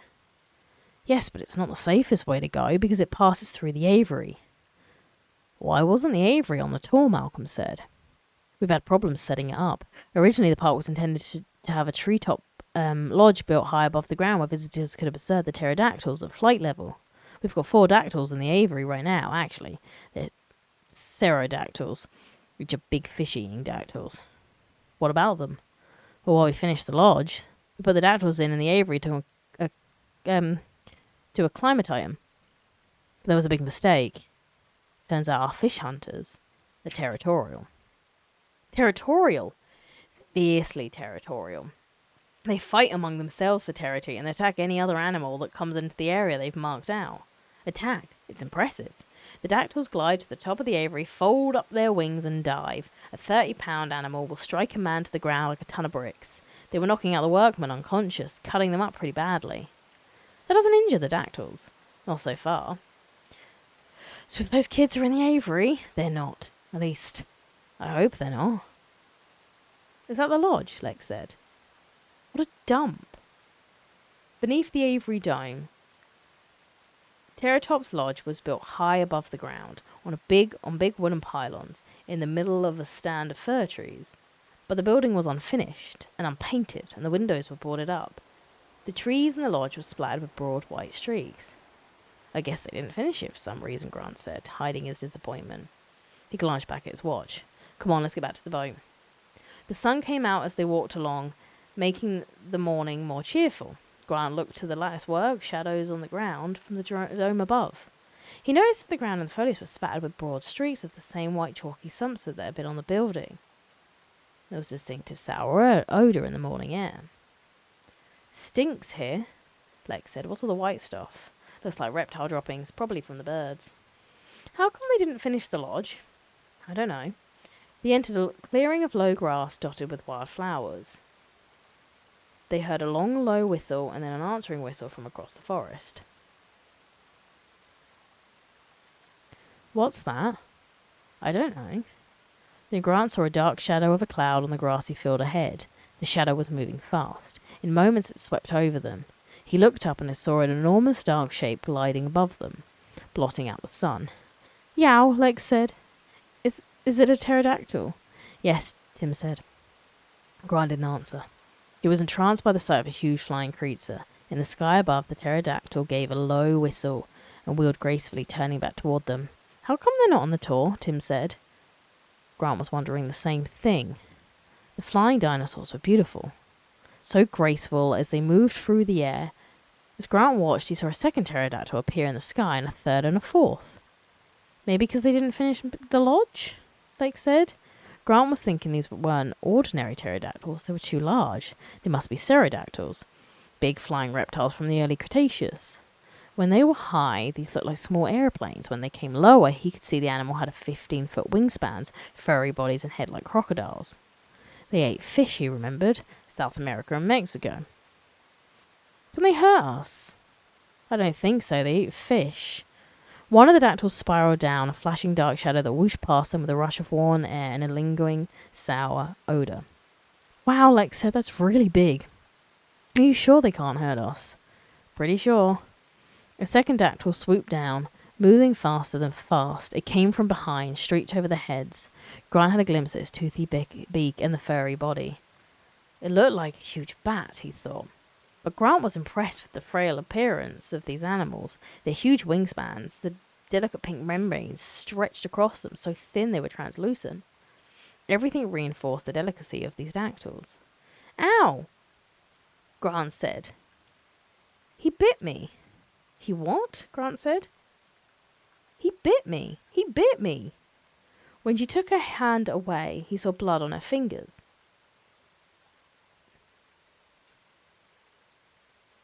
Where is it? Gonna need this. I'm getting distracted. All the mini sounds. Where am I? Up in the sky, two more dactyls folded their wings, collapsing into small dark shapes that plummeted toward the ground. They made a kind of scream as they hurtled downward. Come on, Grant said, grabbing their hands. They ran across the meadow, hearing the approaching scream, and he flung himself onto the ground at the last moment, pulling the kids down with him as the two dactyls whistled and squeaked past them, flapping their wings. Grant felt claws tear the shirt along his back. And then he was up, pulling Lex back onto her feet and running with Tim a few feet forward, while overhead two more birds wheeled and dove past them, screaming. At the last moment, he pushed the kids to the ground. The big shadows flapped past. Ugh, Lex said, disgusted. He saw that she was streaked with white droppings from the birds. Grant scrambled to his feet. Come on. He was about to run when Lex shrieked in terror. He turned back and saw that one of the dactyls had grabbed her by the shoulders with its hind claws. The animal's huge leathery wings, translucent in the sunlight, flapped broadly up both her sides. The dactyl was trying to take off, but Lex was too heavy. And while it struggled, it repeatedly jabbed at her with its long, pointed jaw. Lex was screaming, waving her arms wildly. Grant did the only thing he could think to do. He ran forward and jumped up, throwing himself against the body of the dactyl. He knocked it back to the ground and fell on top of the furry body. The animal screamed and snapped. Grant ducked his head away from the jaws and pushed back, as the giant's wings beat around his body. It was like being in a tent in a windstorm. He couldn't see, he couldn't hear. There was nothing but the flapping and shrieking and the leathery membrane. The clawed legs scratched frantically at his chest. Lex was screaming. Grant pushed away from the dactyl, and it squeaked and gibbered as it flapped its wings and struggled to turn over to right itself. Finally, it pulled in its wings like a bat and rolled over and lifted up on its little wing claws and began to walk that way. He paused, astonished. It could walk on its wings. Lederer's speculation was right. But then the other dactyls were diving down at them, and Grant was dizzy and off balance, and in horror saw Lex run away, her arms over her head, Tim shouting at the top of his lungs. The first of them swooped down, and she threw something at it, and suddenly the dactyl whistled and climbed. The other dactyls immediately climbed and chased the first into the sky. The fourth dactyl flapped awkwardly into the air and joined the others. Grant looked up, squinting to see what happened. The 3 dactyls chased the first, screaming angrily. They were alone in the field. What happened? Grant said. They got my glove. My Daryl Strawberry special. They started walking again. Tim put his arm around her shoulders. Are you all right? Of course, stupid, she said. I hope they choke and die. Yeah, me too. Up ahead they saw the boat on the shore. Grant looked, focusing on the important stuff, legit. Grant looked at his watch, it was 8:30. 2.5 hours to get back. Lex cheered as they drifted beyond the silvery Avery dome. Then the banks of the river closed in both sides, the trees meeting overhead once more. The river was narrower than ever, and in some places only 10 feet wide, and the current flowed very fast. Lex reached up and touched the branches as they went past. Grant sat back in the raft and listened to the gurgle of the water through the warm rubber. They were moving faster now, the branches overhead slipping by more rapidly. It was pleasant. It gave quite a little breeze in the hot confines of the hanging branches, and it meant they would get back much sooner. Grant couldn't guess how far they had come, but it must have been several miles at least from the sauropod building where they had spent the night, perhaps 4 or 5 miles, maybe even more. That meant they might only be an hour's walk from the hotel once they left the raft, but after the Avery, Grant was in no hurry to leave the river again. For a moment they were making good time. I wonder how Ralph is. He's probably dead or something. I'm sure he's fine. I wonder if he'd let me ride him, she sighed, sleepily in the sun. That would be fun, to ride Ralph. Tim said to Grant, remember back at the Stegosaurus last night? Yeah. How come you asked about frog DNA? Because of the breeding, Grant said. They can't explain why the dinosaurs are breeding since they irradiate them and since they're all females.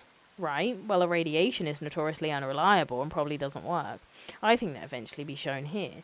But there's still a problem with the dinosaurs being female. How can they breed when they're all female? Right, well, across the animal kingdom, sexual reproduction exists in an extraordinary variety. Tim's very interested in sex, Lex said. They both ignored her. For example, Grant said, many animals have sexual reproduction without ever having to have what we call sex. The male releases spermatophore, which contains the sperm, and the female picks it up at a later time. This kind of exchange does not require quite as much physical differentiation. One day I'll get them. Forget between male and female, as we usually think exists. Male and female are more alike in some animals than they are in human beings. Tim nodded. But what about frogs? Grant heard sudden shrieks from the trees above as the microceratopsians scattered in alarm, shaking the branches. The big head of the tyrannosaur lunged through the foliage from the left, the jaws snapping at the raft. Lex howled in terror, and Grant paddled away towards the opposite bank, but the river was only 10 feet wide. The tyrannosaur was caught in the heavy growth. It butted and twisted its head and roared, then pulled its head back. Through the trees that lined the riverbank, they saw a huge dark form of the tyrannosaur moving north, looking for a gap in the trees that lined the bank. The microceratopsians had all gone to the opposite bank, where they shrieked and scampered and jumped up and down. In the raft, Grant, Tim, and Lex stared helplessly as the tyrannosaur tried to break through again.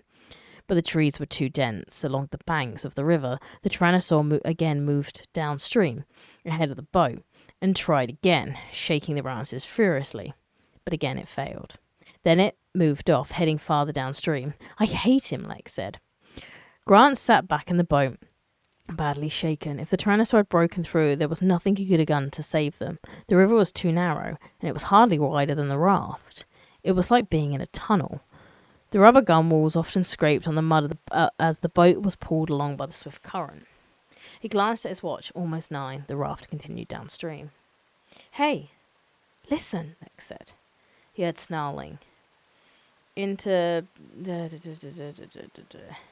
interspersed by a repeated hooting cry. The cries were coming from beyond a curve. Farther down the river, he listened and heard the hooting again. What is it? I don't know. But there's more than one of them. He paddled the boat to the opposite bank, grabbed a branch to stop the raft. The snarling was repeated, then more hooting. Sounds like a bunch of owls. Malcolm groaned. Is it time for more morphine yet? Not yet, Ellie said. Malcolm sighed. How much water have we got here? I don't know. There's plenty of running water from the stored. Any? Ellie shrugged. None. Go into the rooms of this floor and fill the bathtubs with water. Ellie frowned. Also, have you got any walkie-talkies, flashlights, matches, sterno stoves, things like that? I'll look around. You planning for an earthquake? Something like that, Malcolm said. Malcolm effect implies catastrophic changes. But Arnold said all the systems are working perfectly. That's when it happens, Malcolm said. You don't think much of Arnold, do you? He's all right. He's an engineer who's the same. They're both technicians. They don't have intelligence. They have what I call thin-telligence. They see the immediate situation. They think narrowly, and they call it being focused. They don't see the surround. They don't see the consequences. That's how you get an island like this. That's how you get an island like this from thin-telligence thinking, because you cannot make an animal. You cannot make an animal and not expect it to act alive, to be unpredictable, to escape. But they don't see that. Don't you think it's just human nature, Ellie said. God, no, Malcolm said. That's like saying scrambled eggs and bacon for breakfast is human nature. It's nothing of the sort. It's uniquely Western training, and much of the rest of the world is nauseated by the thought of it. He winced in pain. The morphine's making me philosophical. Do you want some water? No, I'll tell you the problem with engineers and scientists. Scientists are an elaborate line of bullshit about how they are seeking to know the truth about nature, which is true, but that's not what drives them. Nobody is driven by abstractions like seeking truth. Scientists are actually preoccupied with the accomplishment. I'm just gonna. I don't even have it. Live it. They never stop to ask if they should do something. They conveniently define such considerations as pointless. If they don't do it, someone else will. Discovery, they believe, is inevitable.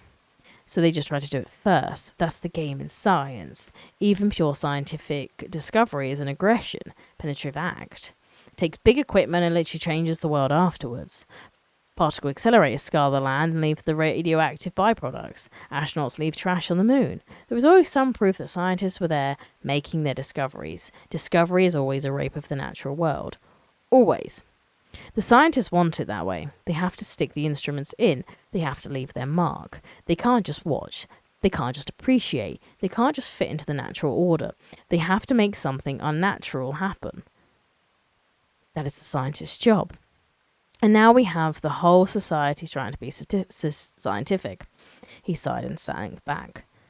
Ellie said, don't you think you're overstatting?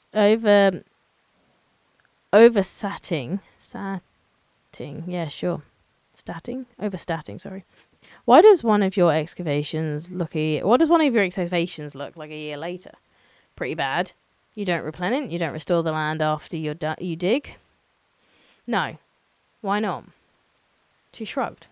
There's no money, I guess. There's only enough money for you to dig, but not repair. Well, we're just working in the Badlands. Just the Badlands? Malcolm said. Just trash, just byproducts, just sideways. Some side effects. I'm trying to tell you the scientists want it that way. They want byproducts and trash and scars and side effects. It's a way of reassuring themselves. It's built into the fabric of science, and increasingly a disaster. Then what's the answer? Get rid of the thin-intelligent ones. Take them out of power. But then we lose all the advances. What advances? Malcolm said irritably. The number of hours a woman devotes to housework has not changed since 1930, despite all the advances. All the vacuum cleaners, washer dryers, trash compactors, garbage disposal, wash and wear fabrics. Does it still take as long to clean the house as it did in 1930? Ellie said nothing. Because there haven't been any advances, Malcolm said. Not really. 30,000 years ago, when men were doing cave paintings, they worked 20 hours a week to provide themselves with food, shelter and clothing. The rest of the time they could play, sleep, or do whatever they wanted, and they lived in a natural world with clean air, clean water, beautiful trees, and sunsets. Think about it, 20 hours a week, 30,000 years ago. Ellie said, do you want to turn back the clock? No, I want people to wake up. We've had 400 years of modern science, and we ought to know now what it's good for and what it's not good for. It's time for change before we destroy the planet. This fucking thing. I know I had to put it back in. There was too many noise. Go back in. There we go. He sighed and closed his eyes. Oh dear, that's the last thing I would worry about.